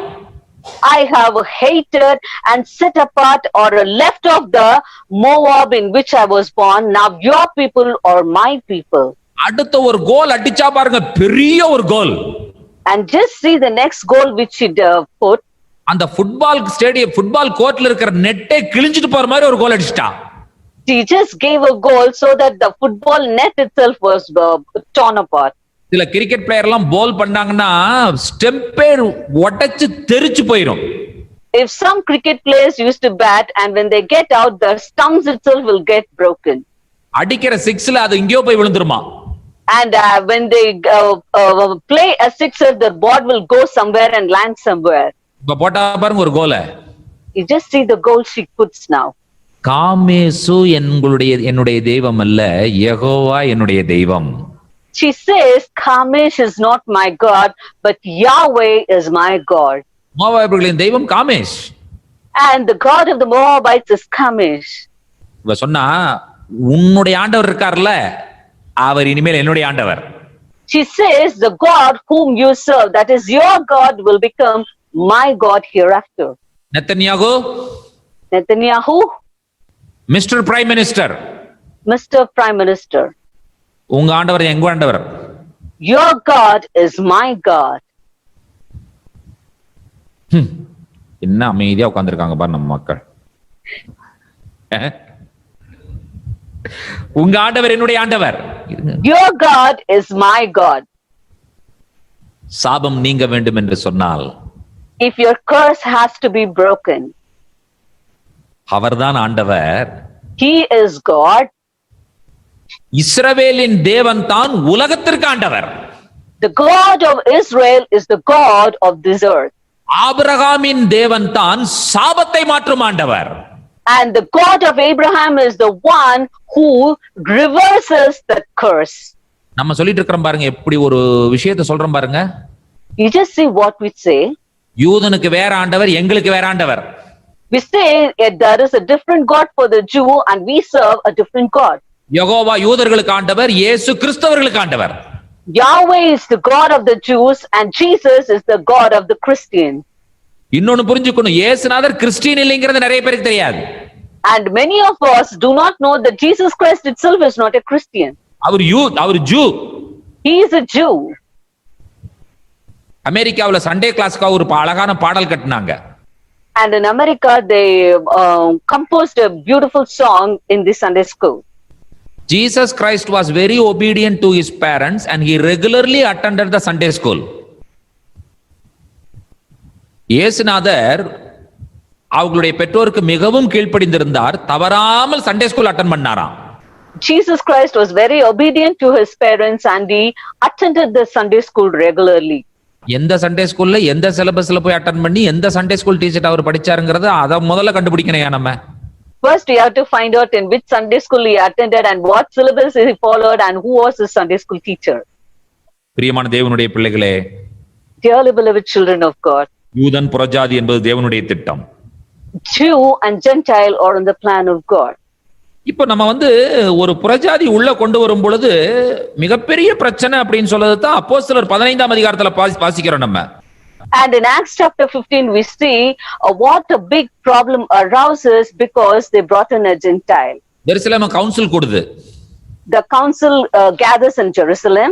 புறஜாதி சபைக்குள்ள வருகிறார்கள். Now the Gentiles are coming inside the church. அப்பா காரசாரமான வாதம். Now a very heated argument is going on. அதுல நம்ம தவறாவே சில விஷயங்களை நம்ம புரிந்து கொள்கிறோம். And we have understood certain things here in a wrong manner. அந்த 15ஆம் அதிகாரம் 10 முதல் 20 வசனங்களை நீங்கள் வாசிப்பீர்கள் என்று சொன்னால், and in chapter 15 if you read from verses 10 to 20, அப்போஸ்தலர் நடபடிகள் 15ஆம் அதிகாரம் 10 முதல் 20 வசனங்கள். Acts chapter 15 verses 10 to 20. அங்க என்ன சொல்லப்பட்டிருக்கிறது? இப்படி இருக்க நம்முடைய பிதாக்களாலும் நம்மாலும் சுமக்க கூடாதிருந்த நுகத்தடியை சீஷர் கழுத்தின் மேல் சுமத்துவதினால் நீங்கள் தேவனை சோதிப்பானேன். Now therefore, why tempt ye God to put your yoke upon the neck of the disciples, which neither our fathers nor we were able to bear? இப்போ பிரச்சனை என்னன்னு சொல்லி கேட்டீங்கன்னு சொன்னா, தேவனுடைய பிரமாணங்களை பாரம் என்று சொல்லி இவர்கள் சொல்லவில்லை. Now the problem is they did not say or specify that the commandments of God are a burden unto them. இங்க படிக்கும் பொழுது என்ன இருக்கிறது சொன்னா, தோரா வந்து ரொம்ப பாரமா இருக்கிறது என்பதை போல ஒரு பிக்சரை வந்து மொழிபெயர்ப்புல கொடுத்து விட்டார்கள். Here in the translation, a picture was given as though the Torah was a burden. இங்கே பேதுரு சொல்லும் பொழுது தோராவை பாரம் என்று சொல்லி சொல்லவில்லை. Here when Peter writes, he doesn't say that Torah is a burden. ஆண்டவராய் இயேசு கிறிஸ்து சொல்லும் பொழுது என் நுகம் மெதுவாயும் என் சுமை லகுவாயும் இருக்கிறது என்று சொல்லி சொல்லுகிறார். And when Jesus Christ says, he says, my yoke is easy and my burden is light. அங்கே இந்த வசனம் அப்போஸ்தலர் சொல்லும் பொழுது நுகத்தடியை என்று சொல்லி சொல்லுகிறார்கள். And when in Acts of the Apostles we see it is written as a yoke. நுகத்தடி. Yoke. இவர் எதை குறிப்பிடுகிறார்? What does he specify? எக்ஸ்ட்ராவா இந்த மத சம்பந்தப்பட்ட காரியங்களிலே இவர்கள் ஏற்கனவே இதுக்கு மேல அது அதுக்கு மேல என்று சொல்லி மனிதர்களால் சொல்லப்படுகிற அந்த விஷயங்களை இவர் இங்கே குறிப்பிடுகிறார். Here he specified the man-made religious commandments. மாய்மாலம். Hypocrisy. இப்ப இவர்கள் வெளிப்பிரகாரமாக தன்னை காண்பிக்க விரும்புகிறார்கள். They want to show themselves religious or pious outwards. அதைத்தான் அவர் இங்கே வெறுக்கிறார். He hates or abhors this here. அங்கே விருத்த சேதனம் என்கிறதான விஷயத்தை அங்கே ஒரு பிரச்சனையாக வருகிறது. Now the circumcision is arising as a problem over here. ஒரு விஷயத்தை நீங்கள் இங்கே புரிந்து கொள்ள வேண்டும். We have to understand one thing here very clearly. 11வது வசனத்திலே என்ன சொல்லுகிறார்? What does he say in verse 11? கர்த்தராகிய இயேசு கிறிஸ்துவின் கிருபையினாலே அவர்கள் ரட்சிக்கப்படுகிறது எப்படியோ அப்படியே நாமும் ரட்சிக்கப்படுவோம் என்று நம்பி இருக்கிறோமே என்றான். But we believe that through the grace of the Lord Jesus Christ we shall be saved even as they. யூதனுக்கும் புறஜாதிக்கும் ரட்சிப்பு கிருபையினால் தான். And salvation for the Jew and Gentile is only through the grace. கண்டிப்பா கிருபையினால் தான். It is only through the grace. கிருபையினால் தான் ரட்சிப்பு என்று சொல்லி நமக்கு சொல்லிக் கொடுத்ததே யூதன். And the Jew was the one who taught us that salvation comes only through grace. ஆனா நம்ம என்ன புரிஞ்சுக்கிட்டோம்னு சொன்னா, அவன் நியாயப்பிரமாணத்தை கடைபிடிக்கிறதால் ரட்சிக்கப்படுவான், நம்ம கிருபையினால் ரட்சிக்கப்படுவோம் என்று சொல்லி தவறாக புரிந்து கொண்டோம். But what he have totally misunderstood is that he will be saved through the commandments and we alone would be saved through the grace. அதாவது வந்து தோராவை வந்து கிரேஸ் ரீப்ளேஸ் பண்ணிருச்சுங்கிறது தான் நம்முடைய theology. What is our theology is that the Torah has been replaced by grace. Torah வந்து என்ன செய்து விட்டது என்று சொன்னால், கட்டளைகளை கிருபை வந்து கட்டளைகளையும் தோராவையும் வெளியே எடுத்துருச்சு. So what we teach is that the grace have taken away the commandments and the Torah. இத போல ஒரு மோசமான இறையியல் உலகத்தில் இல்லவே இல்லைங்க. There is no other worse theology than this in this world. எந்த கிருபை வந்து எந்த தோராவை வெளியெடுத்துச்சு? Which grace came and took which Torah? தோராவே நமக்கு கிரேஸ் தான். Torah itself is grace for us. எத்தனை பேர் இந்த வேதாகமத்தை கிருபையாக நீங்கள் பார்க்கிறீர்கள்? How many of you see the word of God, the Bible, as a grace unto you? தேவனுடைய வார்த்தையே கிருபைதானே. The word of God itself is grace. என்றைக்கு இந்த ஹைப்பர் கிரேஸ் தியாலஜி உள்ள வந்ததோ அதோட சபை முடிந்தது, சபை ஒளிந்தது. The day the hyper grace theology entered into the church, it became the end of the church. அதாவது அப்போஸ்தலர் 15ஆம் அதிகாரத்தில் இவர்கள் சொல்லுகிற விஷயம் என்ன? So what is that they are trying to tell in Acts chapter 15? புறஜாதி நம்மோடு இணைய வேண்டும்.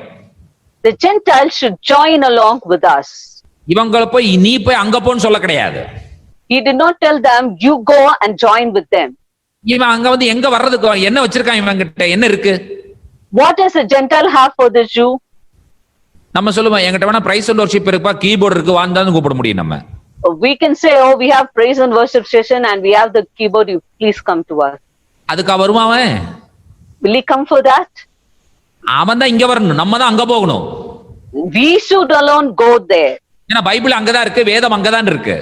Because the Bible, the word of God is found only with him. அப்ப அந்த வர்ற ப்ரொசீஜர் எப்படிங்கிற விஷயத்தை பார்க்கும் பொழுது, எப்படி ஆபிரகாம் ரட்சிக்கப்பட்டாரோ, எப்படி ரூத் உள்ள வந்தாரோ, அதே வழியில் தான் நாமும் உள்ள வருகிறோம்.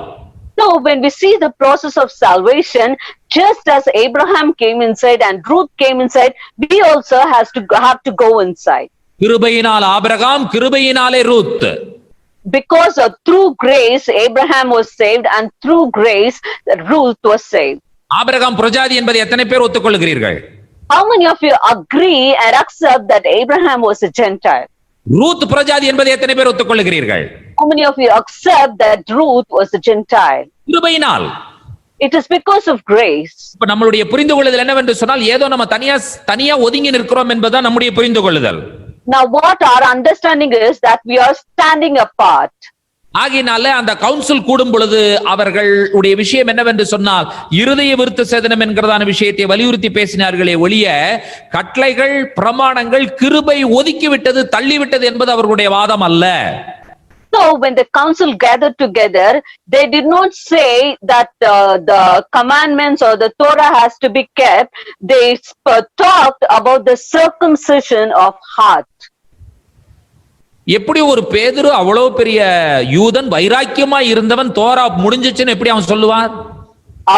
Peter, who was a zealous Jew, how will he say that the Torah has come to an end? இப்ப நம்ம போய் அவனோட சேரணும். Now we have to go and join with him. Pavul ரோமருக்கு எழுதும் பொழுது என்ன எழுதுறார் பாருங்க. And when Paul writes the epistle of Romans, see how he writes it. ரோமர் 11ஆம் அதிகாரம் 11 முதல் 15 வசனங்கள். Romans chapter 11 verses 11 to 15. அவர் சொல்லுகிற விஷயத்தை பார்க்கும் பொழுது ரொம்ப அற்புதமா இருக்குங்க. When we see what he is telling, it is very beautiful. இப்படி இருக்க விழுந்து போகும்படிக்கா இடைநினார்கள் என்று கேட்கிறேன். அப்படி அல்லவே அவர்களுக்குள்ளே வைராக்கியத்தை எழுப்பத்தக்கதாக அவர்களுடைய தவறுதலினாலே புறஜாதிகளுக்கு ரட்சிப்பு கிடைத்தது. I see then 15 வரைக்கும் வாசிக்கிறேன் நான். அவர்களுடைய தவறு உலகத்திற்கு ஐஸ்வர்யமும் அவர்களுடைய குறைவு புறஜாதிகளுக்கு ஐஸ்வர்யமுமாய் இருக்க அவர்களுடைய நிறைவு எவ்வளவு அதிகமாய் எப்படி இருக்கும்? புறஜாதியாராகிய உங்களுடனே பேசுகிறேன். புறஜாதிகளுக்கு நான் அப்போஸ்தலனாய் இருக்கிறதுனாலே என் இனத்தாருக்குள்ளே நான் வைராக்கியத்தை எழுப்பி அவர்களில் சிலரை ரட்சிக்க வேண்டும் என்று என் ஊழியத்தை மேன்மைப்படுத்துகிறேன். அவர்களை தள்ளிவிடுதல் உலகத்தை ஒப்புரவாக்குதலாய் இருக்க அவர்களை அங்கீகரித்துக் கொள்ளுதல் என்னமாயிராது, மரித்தோரிலிருந்து ஜீவன் உண்டானது போல் இருக்கும் அல்லவோ? Romans chapter 11 verses 11 to 15. I say then, have they stumbled that they should fall? God forbid. But rather through their fall, salvation is come unto the Gentiles, for to provoke them to jealousy. Now, if the fall of them be the riches of the world, and the diminishing of them the riches of the Gentiles, how much more their fullness?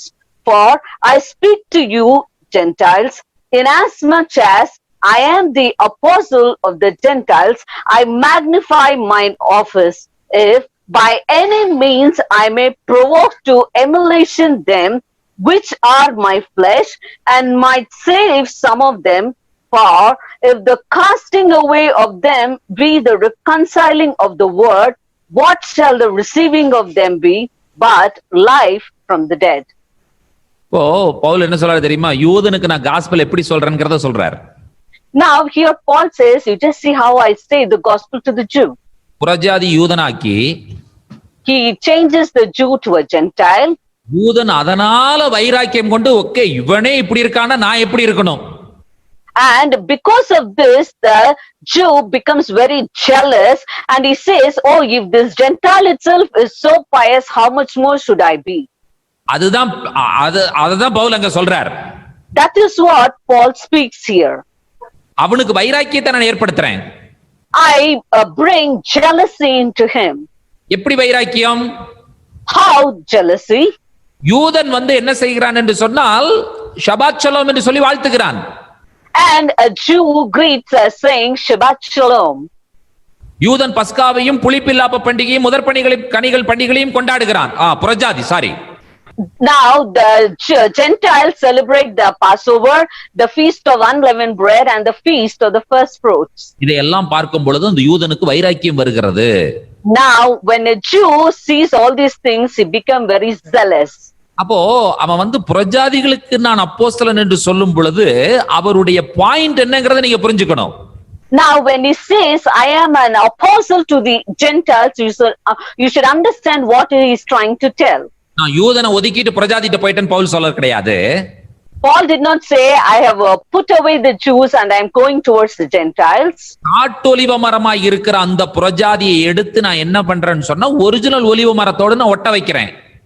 I am taking the olive tree, wild olive tree, and I am crafting it with the original olive tree.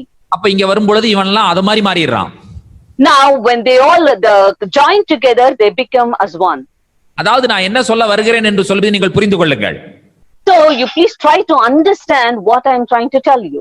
நம்ம போய் அங்க சேராம நமக்கு வாழ்வும் கிடையாது, நித்திய ஜீவனும் கிடையாது. If we do not go and join together, we will not have any life or eternal life at all. நீங்க எதை தவறா புரிந்து கொள்ளக்கூடாது என்று சொன்னால் ஏதோ ஜூயிஷ்னஸ் என்கிற விஷயத்தை நீங்கள் புரிந்து கொள்ளக்கூடாது.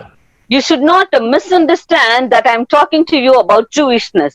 பண்டிகைகளை கொண்டாடும் பொழுது இது யெகோவாவுடைய பண்டிகைகள், இயேசுவை நாம் அறிக்கை செய்கிறோம். When we celebrate the feast of the Lord, it is the feast of Yahweh and we celebrate to confess Jesus. ஒரு விஷயம் நமக்கு தெளிவாய் புரிய வேண்டும், ரட்சிப்பு யூதர்கள் வழியாய். And we should understand one thing clearly, salvation is through the Jews. அந்த யூதர்கள் வழியாய் வருகிற ரட்சிப்பை நாம் என்ன செய்ய வேண்டும் என்று சொன்னால் நாம் ஏற்றுக்கொள்ள வேண்டும். And we should accept the salvation which comes through the Jews. அப்போ இரண்டு பேர் ஒரே புதிய மனிதனாக மாற்றப்படுகிறார்கள். Now two different persons are becoming as one. இப்ப நீங்க இஸ்ரேல் போகும் பொழுது நீங்க ஒரு சினகாகு போறீங்கன்னா அவங்க உங்களை ஏற்றுக்கொள்வார்கள், உங்களை வர வேண்டாம்னு சொல்ல மாட்டாங்க. Now if you go to the land of Israel and you enter a synagogue, they will not tell you to go away, but they will accept you. நீங்கள் அவர்களோடு கூட சேர்ந்து ஒரு பார் மிட்ஸ்வால பங்கெடுக்கிறீங்கன்னா அவங்க ஏற்றுக்கொள்ளுகிறார்கள். And if you want to celebrate a bar mitzvah along with them, they will accept you. நீங்க சினகாகுல போய் உட்கார்ந்து நான் தோரா படிக்கிறேன்னு சொல்லுங்க, சந்தோஷமா ஏற்றுக்கொள்வார்கள். And if you go inside a synagogue and say that you want to read the Torah, they will happily welcome you. சினகாகுல போய் ஷெமா Israel நாங்க ஒரு பாட்டு பாடிக்கிறோம் அப்படின்னு சொல்லி ஒரு குரூப் ஆஃப் அத புறஜாதி மக்கள், ஜென்டைல் பிலீவர்ஸ், கிறிஸ்டியன்ஸ் பாடுறேன்னு சொன்னா சந்தோஷமா பாடுங்கம்பாங்க அவங்க. And when you go inside a synagogue and as a group of Gentiles you want to sing the Shema, they will encourage you to sing it. எத்தனை முறை என்னோடு கூட இஸ்ரேல் தேசத்திற்கு வந்த மக்கள் சினகாகுல ஷெமா இஸ்ரேல் பாடி இருக்கிறார்கள் என்பதை எங்களோடு கூட வந்தவர்கள் அறிவார்கள். And the people who traveled along with us to the land of Israel would know how many times that we have entered a synagogue and sang the Shema. அவங்க முகத்துல இருக்கிற மகிழ்ச்சி எப்படி இருக்குன்னு தெரியுமா? And you should see the joyfulness in their faces. அந்த மகிழ்ச்சி அவர்களுக்கு எவ்வளவு பெரிய வைராக்கியத்தை ஏற்படுத்தும் தெரியுமா? Do you know how much zealousness the joyfulness would create unto them? தான் ஒரே புதிய மனிதன். That is one new man. அதுதான் யூதன் புறஜாதி, Jew and gentile. That is the Jew and the Gentile. அதாவது புறஜாதிகளிலே ஒரு கூட்டத்தாருக்கு இருதயம் கடினப்படுத்தப்பட்டபடியினாலே ரட்சிப்பு நமக்கு வந்தது என்று சொல்லி இங்கே பவுல் குறிப்பிடுகிறார்.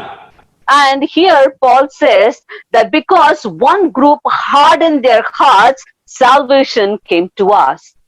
அது எப்படி எனக்கு புரியல. அதாவது ஒரு யூதன் கலாத்தியருக்கு நிருபம் எழுதும் பொழுது அது யூதர்களுடைய என்பதை எப்படி எழுதுவான் என்பது எனக்கு புரியவே இல்லை. And I am not able to understand how when a Jew write the epistles of Galatians, he would write it like this. அவர் 3ஆம் அதிகாரம் 26 என்ன எழுதுகிறார் என்பதை பாருங்கள் கலாத்தியர்ல. And just see what he writes in Galatians chapter 3 verse 26. இந்த வசனங்களை நான் வாசிக்கிறேன். I'll read those verses. நீங்கள் எல்லாரும் கிறிஸ்து இயேசுவை பற்றும் விசுவாசத்தினால் தேவர்களே, ஏனெனில் உங்களில் கிறிஸ்துவுக்குள்ளாக பேரோ அத்தனை பேரும் கிறிஸ்துவை தரித்துக் கொண்டீர்களே. யூதன் என்றும் கிரேக்கன் என்றும் இல்லை, அடிமை என்றும் ஆண் என்றும் பெண் என்றும் இல்லை, நீங்கள் எல்லாரும் கிறிஸ்து இயேசுவுக்குள் ஒன்றாக நீங்கள் கிறிஸ்துவனுடையவர்களா சந்ததியாராயும் வாக்குந்தரராயும் இருக்கிறீர்கள். பாஸ்டர் உங்க மைக் பிரேக் ஆயி வருது பாஸ்டர்.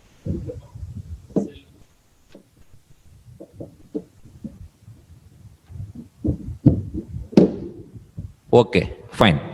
நீங்க படிங்க சிஸ்டர், நான் படிச்சிட்டேன், நீங்க படிச்சிருங்க. Galatians chapter 3 verses 26 to 29. For ye are all the children of God by faith in Christ Jesus. For as many of you as have been baptized unto Christ have put on Christ.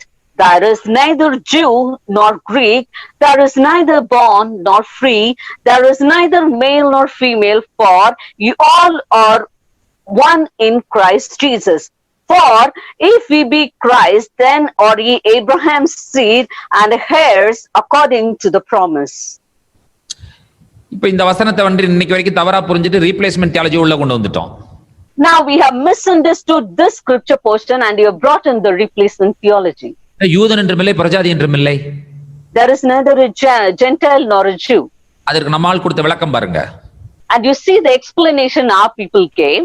எல்லா Torah அப்சர்வன்ஸ்ல இருந்து எல்லா பண்டிகைகளும் நிறுத்தணும். And we should stop the Torah observance and stop celebrating all the festivals. உடனடியாக நிறுத்தப்பட வேண்டும். It has to be stopped immediately. இதான் நம்ம theology.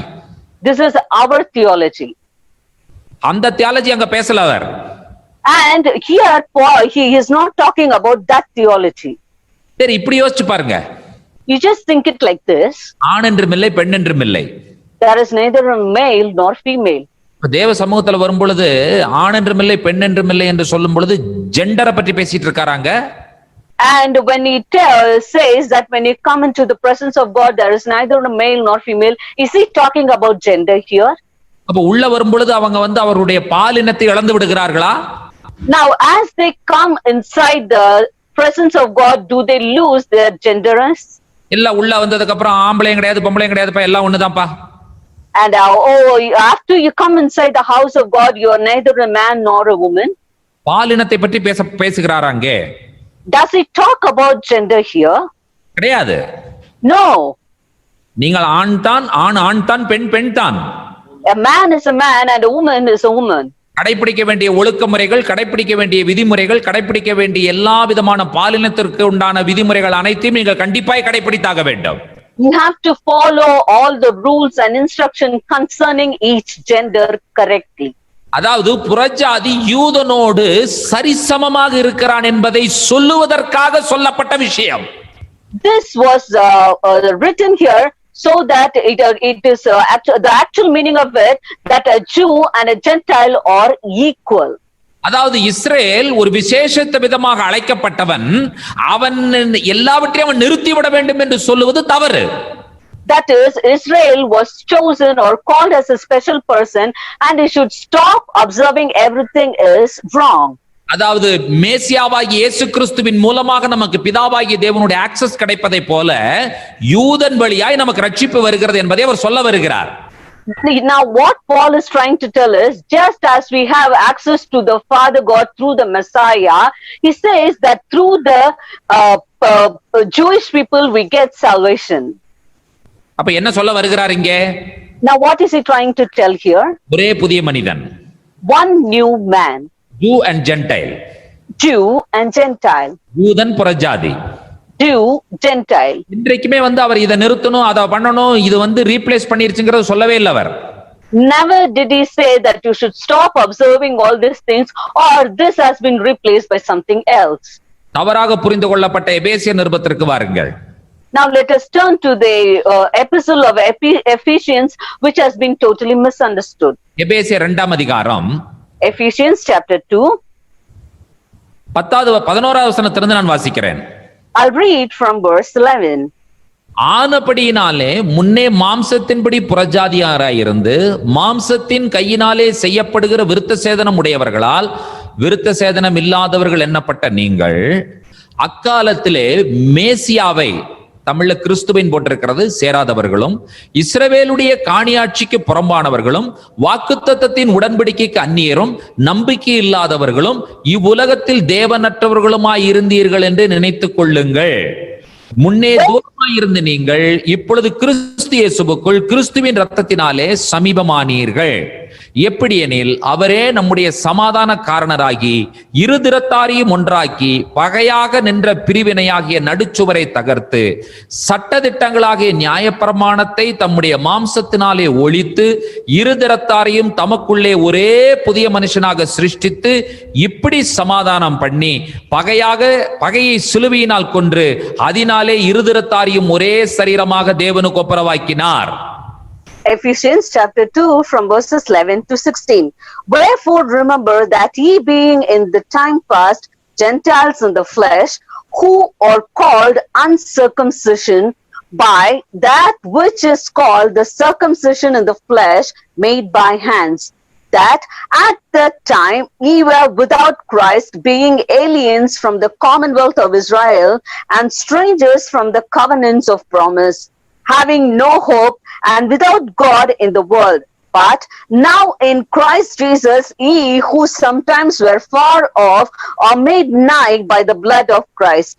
For he is our peace, who hath made both one, and hath broken down the middle wall of partition between us, having abolished in his flesh the enmity, even the law of commandments contained in ordinances, for to make in himself of twain one new man, so making peace, and that he might reconcile both unto God in one body by the cross, having slain the enmity thereby. 12வது வசனத்தை படிக்கும் பொழுது ஆபிரகாமை நினைச்சு படிச்சீங்க. And when you read verse 12, you should remember Abraham.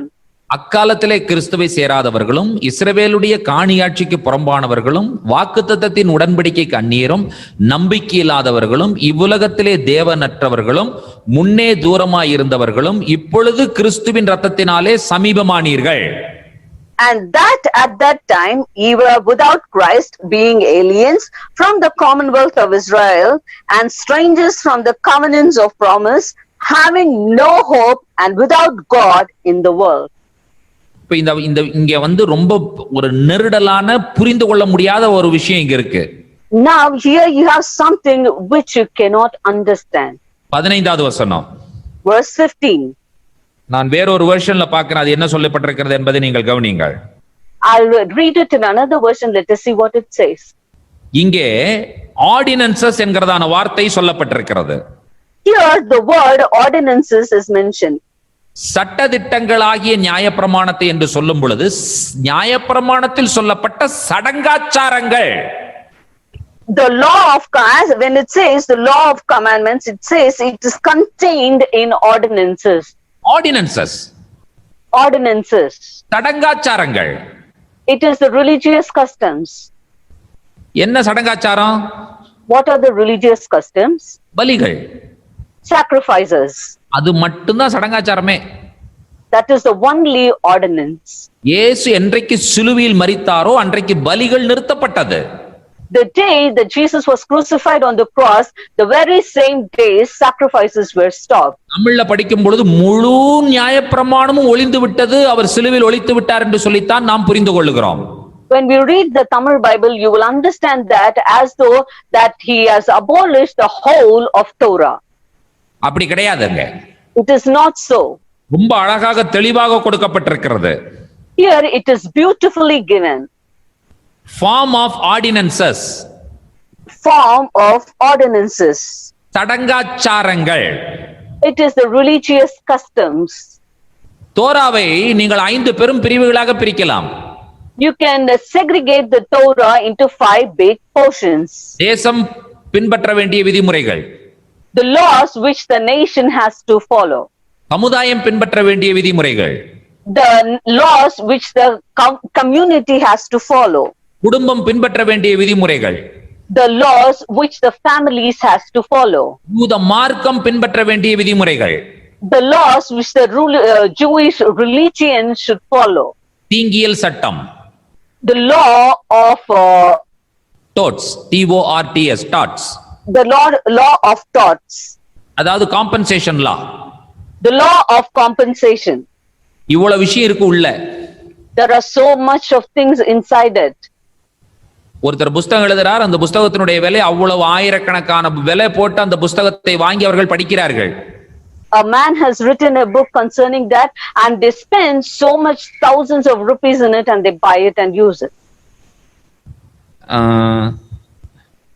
எபேசியர் 2:15 என்ன சொல்லுகிறது? What does Ephesians chapter 2 verse 15 say? By destroying in his own body the enmity occasioned by the Torah with its commands set forth in the form of ordinances, he did this in order to create in union with himself from the two groups a single new humanity and thus make shalom. படிங்க sister, இன்னொரு மொழி அந்த விஷயத்தை. இது கேஜேவில இருக்குங்க pastor. Having abolished in his flesh the enmity, even the law of commandments contained in ordinances, for to make in himself of twain one new man, so making peace. நான் படித்தது complete Jewish Bible version. What pastor read was complete Jewish Bible version. Ordinances. It is ordinances. இப்போ பணி என்ன? Now what is the work here? ஒரே புதிய மனிதனாக மாற்றுவது. To change it as a one new man. இப்ப யூதன் நம்ம மேல வைக்கிற குற்றச்சாட்டு என்ன தெரியுமா? Now do you know the accusation the Jew keep on us? லேண்டுக்கு சொந்தமானவன் இல்ல நீ. You are not a person who is the owner of the land. உனக்கும் வாக்குத்தத்தத்துக்கும் சம்பந்தமே கிடையாது. He says that you do not have any connection with the promise. உடன்படிக்கை எங்களுடையது. The covenant is ours. உனக்கு நம்பிக்கையே இல்லை. You do not have any hope. உனக்கு கடவுள்னு ஒண்ணு கிடையவே கிடையாது, தேவனே கிடையாது உனக்கு. He says that you do not have any God at all. Pavul என்ன சொல்றார்? Now do you know what Paul says? இயேசு கிறிஸ்துவின் இரத்தத்தினாலே நாம் சமீபமாய் வந்திருக்கிறோம். Now Paul says, because of the blood of Jesus Christ, we have come nigh unto them. புறஜாதியா எப்படி ஆண்டவர் யூதனா மாற்றார்னு பாருங்க. You just see how God changes a Gentile into a Jew. இரு திறத்தாரையும் ஒரே சரீரமாக்குகிறார். He makes the twain as one. இப்ப கணவன் மனைவிங்கிற concept உங்களுக்கு புரியுதா? Now do you understand the concept of husband and wife? ரெண்டு பேரும் ஒரே சரீரம். Both of them are one flesh. அதாவது அத ஒரு வேடிக்கையா சொல்லுவாங்க.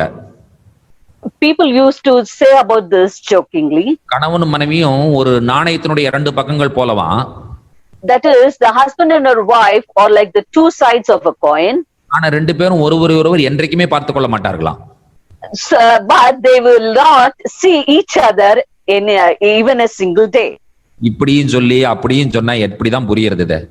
If you say like this and also like this, how will people understand it? இப்ப யாரையும் ஆட்ட வர்றது? Now who alone has to come to whom? நீங்க ஏதாவது யூதனை பார்த்து சொல்லுங்க, என்கிட்ட என்ன இதெல்லாம் இருக்கு அப்படின்னு சொல்லுங்க, வேணா நம்ம யூதனை இங்க கூப்பிட்டுறலாம். You just go meet a Jew and tell him, I have all of these things, we'll accept him. என்ன இருக்கு உங்கள்கிட்ட? Now what do we have?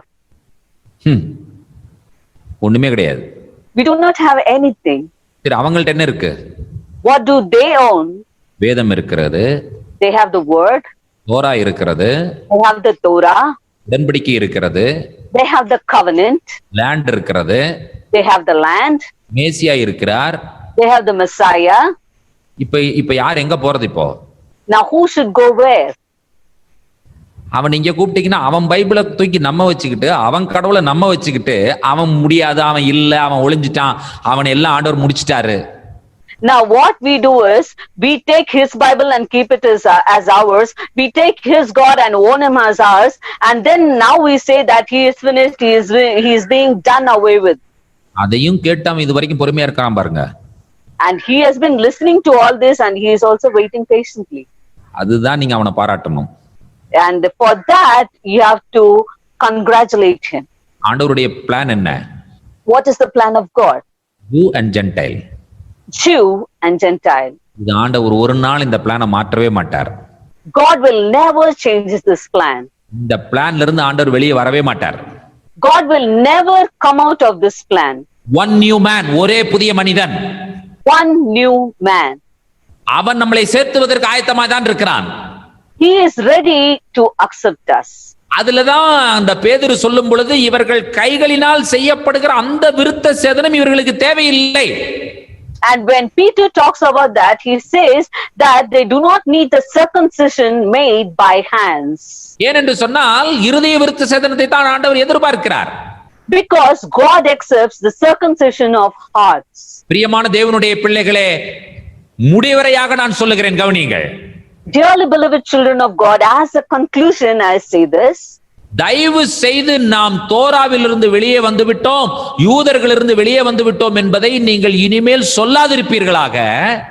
I kindly request you not to say hereafter that we have come out of Jewish customs and we have come out of the Torah.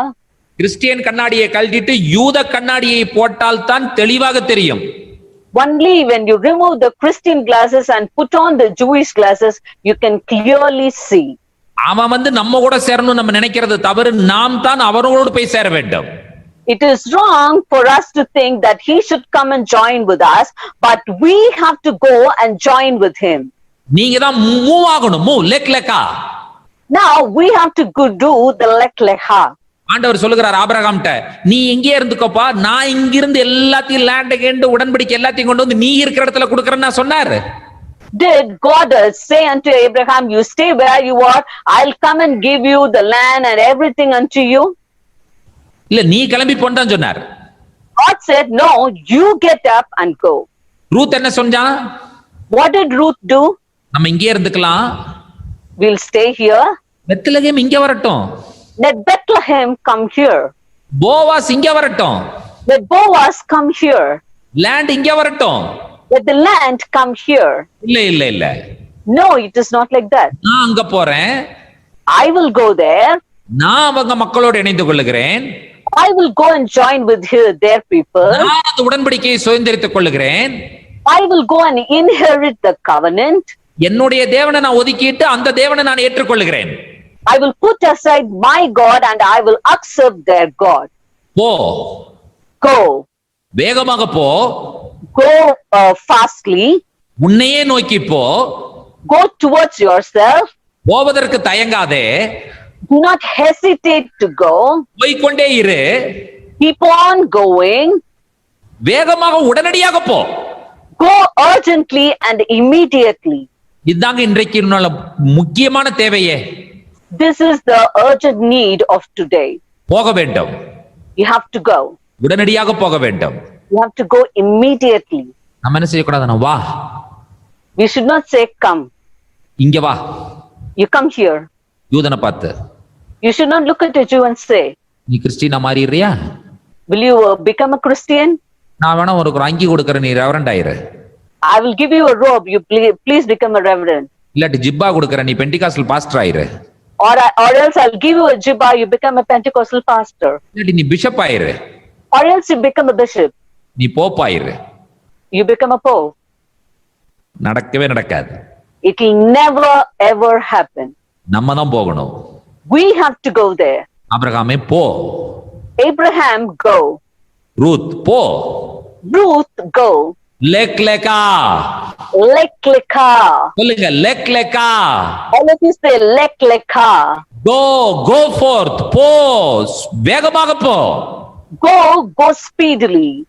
ஐயா, Sir, இந்த ஏங்கற letter பாருங்க. look at the letter A.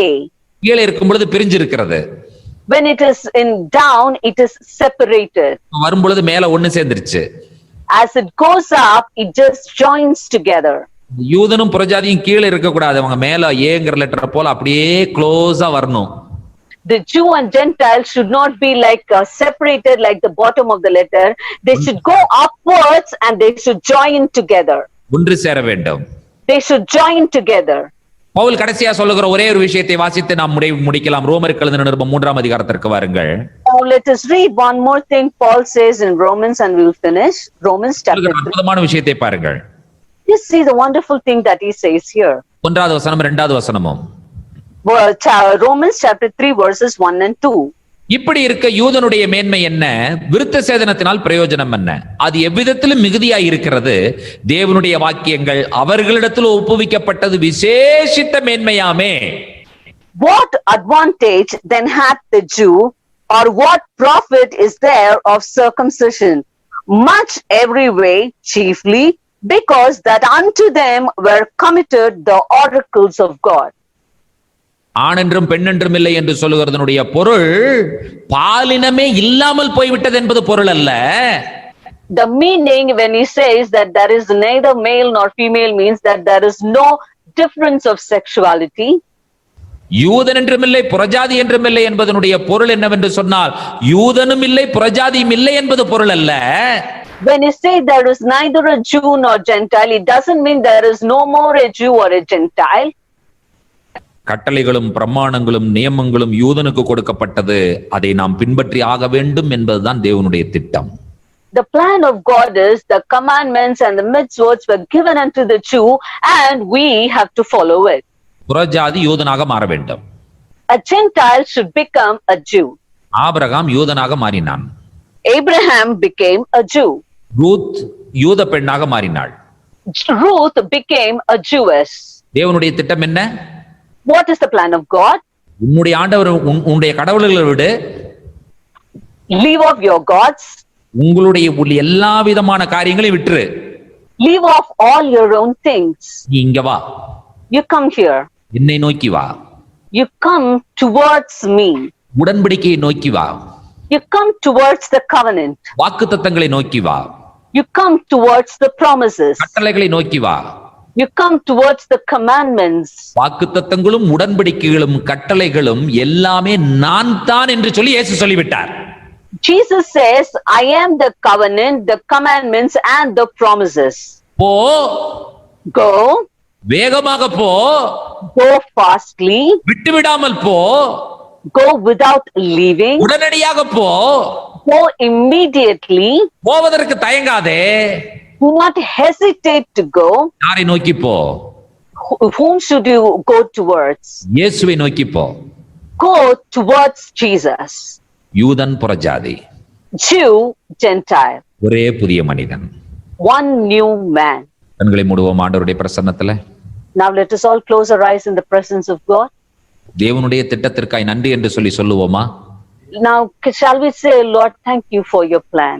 உம்முடைய மகா பெரிய உன்னத திட்டத்திற்காய் ஸ்தோத்திரம் ஆண்டவரே. Lord, we thank you for the wonderful, highly esteemed plan of yours. கண்களை மூடி ஒரு நிமிடம். Now let us all close your eyes and for 1 minute. நீர் வைத்திருக்கிற இந்த உன்னதமான திட்டத்திற்காய் ஸ்தோத்திரம் ஆண்டவரே. Lord, we thank you for the wonderful, high plan that you have towards us, O Lord. ஒரே புதிய மனிதன். One new man. கிறிஸ்துவுக்குள்ளாக. In Christ. கிறிஸ்துவை கொடுத்தீரே யூதர்கள் வழியாக, உமக்கு நன்றி. Lord, we thank you that you gave us Christ through the Jews. தேவனுடைய திட்டங்களை விமர்சிக்க முடியாது, தேவனுடைய திட்டங்களை கேள்வி கேட்கவும் முடியாது. You cannot comment upon the plan of God. You cannot question the plan of God. கிறிஸ்தவ சபைகளுக்காக யூதர்களுக்கு விரோதமாய் இருக்கிறதான அந்த பொறாமை எண்ணங்கள், முரட்டாட்ட சுபாவங்கள் மாற வேண்டும் என்று சொல்லி நாம் ஜெபிக்க வேண்டும். We should pray that the spirit of jealousy and the spirit of hatred which is inside the church regarding the Jews should be taken away. அந்த ஆன்டிசெமிட்டிசம் ஸ்பிரிட் வெளியே போக வேண்டும் என்று சொல்லி ஜெபிக்க வேண்டும். We should pray that the spirit of anti-Semitism should leave the church. கிருபையும் இரக்கமும் உள்ள எங்கள் அன்பின் பரலோக பிதாவே, ஆசீர்வதிக்கப்பட்டதான நல்ல வேளைக்காய் நாங்கள் நன்றி சொல்லுகிறோம். Our gracious and loving Heavenly Father, we thank you for this blessed morning. ஆபிரகாமை அழைத்தீர், அதற்காய் ஸ்தோத்திரம். We thank you that you called Abraham. வா என்று சொல்லி அழைத்தீர் ஆண்டவரே. You called him saying, come. போ என்று சொல்லி அனுப்பினீர் ஆண்டவரே. You sent him by saying, go. அந்த இயேசு எங்களையும் பார்த்து வா என்று சொல்லி அழைக்கிறீர். The same Jesus looks unto us and you call us by saying, come. போ என்று சொல்லி அனுப்புகிறீர். You say go and you send us, O Lord. இந்த ரெண்டு வார்த்தைகளுக்கும் எங்களிடத்துல பார்க்கும் பொழுது வித்தியாசங்கள் தெரிகிறது. And when we look at those two words, we see the difference in us. ஆனால் உம்மை பொறுத்தவரை இந்த ரெண்டு வார்த்தைகளும் ஒரே அர்த்தமுடைய வார்த்தைகள் தான். But in your eyesight, these two words have the same meaning. நாங்கள் உடன்படிக்கைக்கு நேராக போக வேண்டும். We should go towards the covenant. வாக்குத்தத்தத்திற்கு நேராக போக வேண்டும். We should go towards the promises. நீர் அழைக்கும் பொழுது நாங்கள் உம்மை நோக்கி வர வேண்டும். When you call us, we should come towards you. வா என்று அழைக்கிறீர், போ என்று சொல்லுகிறீர், இரண்டுமே உம்மை நோக்கித்தான் ஆண்டவரே. You tell us come and you tell us go. Both of it is towards you, O Lord. Lech Lecha என்கிற அற்புதமான அந்த எபிரேய பதத்திற்காய் ஸ்தோத்திரம் சொல்லுகிறோம். Lord, we thank you for the wonderful Hebraic term lek leka. ஆண்டவரே, யூதன் புறஜாதி, Lord, Jew, Gentile, ஒரே புதிய மனிதனாக one new man. நீர் திருமணம் செய்து கொள்ள போகிறீர். You're going to marry. மணவாட்டி என்கிறதான அந்தஸ்து வரும் பொழுது When we get the recognition of the bride, அதை குறிக்கும் வண்ணமாக நீர் சொன்ன வார்த்தை ஆண் என்றுமில்லை பெண் என்றுமில்லை என்று சொல்லி, Lord, when you recognize the bride, you said there is neither male nor female. அதை புரிந்து கொள்வதற்காகவே மணவாட்டி என்று வரும் பொழுது யூதன் என்றுமில்லை புறஜாதி என்றுமில்லை என்று நீர் சொன்னீர். Lord, for us to understand, when you said, when it concerned the bride, you said there is neither a Jew nor a Gentile. ஆதாமை உண்டாக்கின பொழுது அவனுக்கு மனிதன் என்கிறதான ஒரு பெயரை கொடுத்தீர். When you created Adam, you named him as man. அவனை மணவாட்டி ஆக்க வேண்டும் என்று சொல்லி நினைத்தீர். You wanted him to become a bride. ஆனால் அவன் பாவம் செய்து விட்டான். But he sinned. திரும்பவும் உமக்கு தேவை ஒரு புதிய மனிதன். And again you need a new man. அந்த ஒரே புதிய மனிதனாக நீர் எங்களை தெரிந்தெடுத்திருக்கிறீர். And you have chosen as that one new man as ourselves. ஆண்டவரே, நாங்கள் போகிறோம்.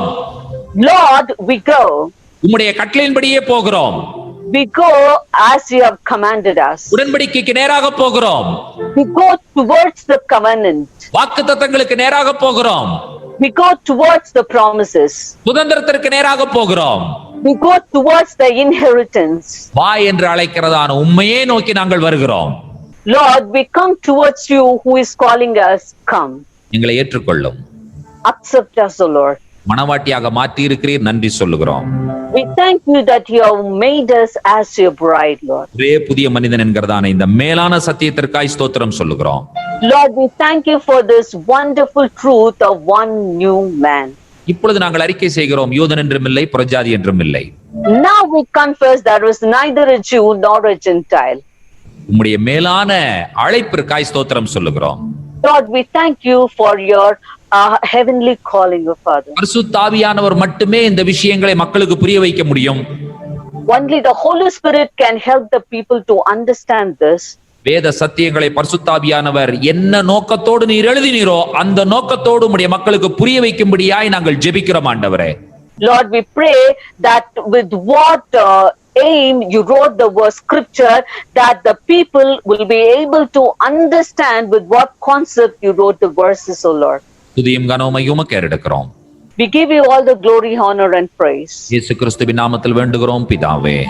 We ask all this in the precious name of our Lord and Savior Jesus Christ, O Lord. நம்முடைய கர்த்தராய் இருக்கிற இயேசு கிறிஸ்துவின் கிருபையும் பிதாவாகிய தேவனுடைய அன்பும் பரிசுத்த தேவாவியானவருடைய அந்யோன்ய ஐக்கியமும் சிநேகமும் நம் அனைவரோடும் கூட கர்த்தருடைய வருகை பரியந்தம் நீடித்து நிலைத்திருப்பதாக. ஆமென். சேர்ந்து சொல்லுவோம், என் ஆத்துமாவே கர்த்தரை ஸ்தோத்திரி, என் முழு உள்ளமையுடைய பரிசுத்த நாமத்தை ஸ்தோத்திரி. என் ஆத்துமாவே கர்த்தரை ஸ்தோத்திரி, கர்த்தர் செய்த சகல உபகாரங்களையும். ஆமென்.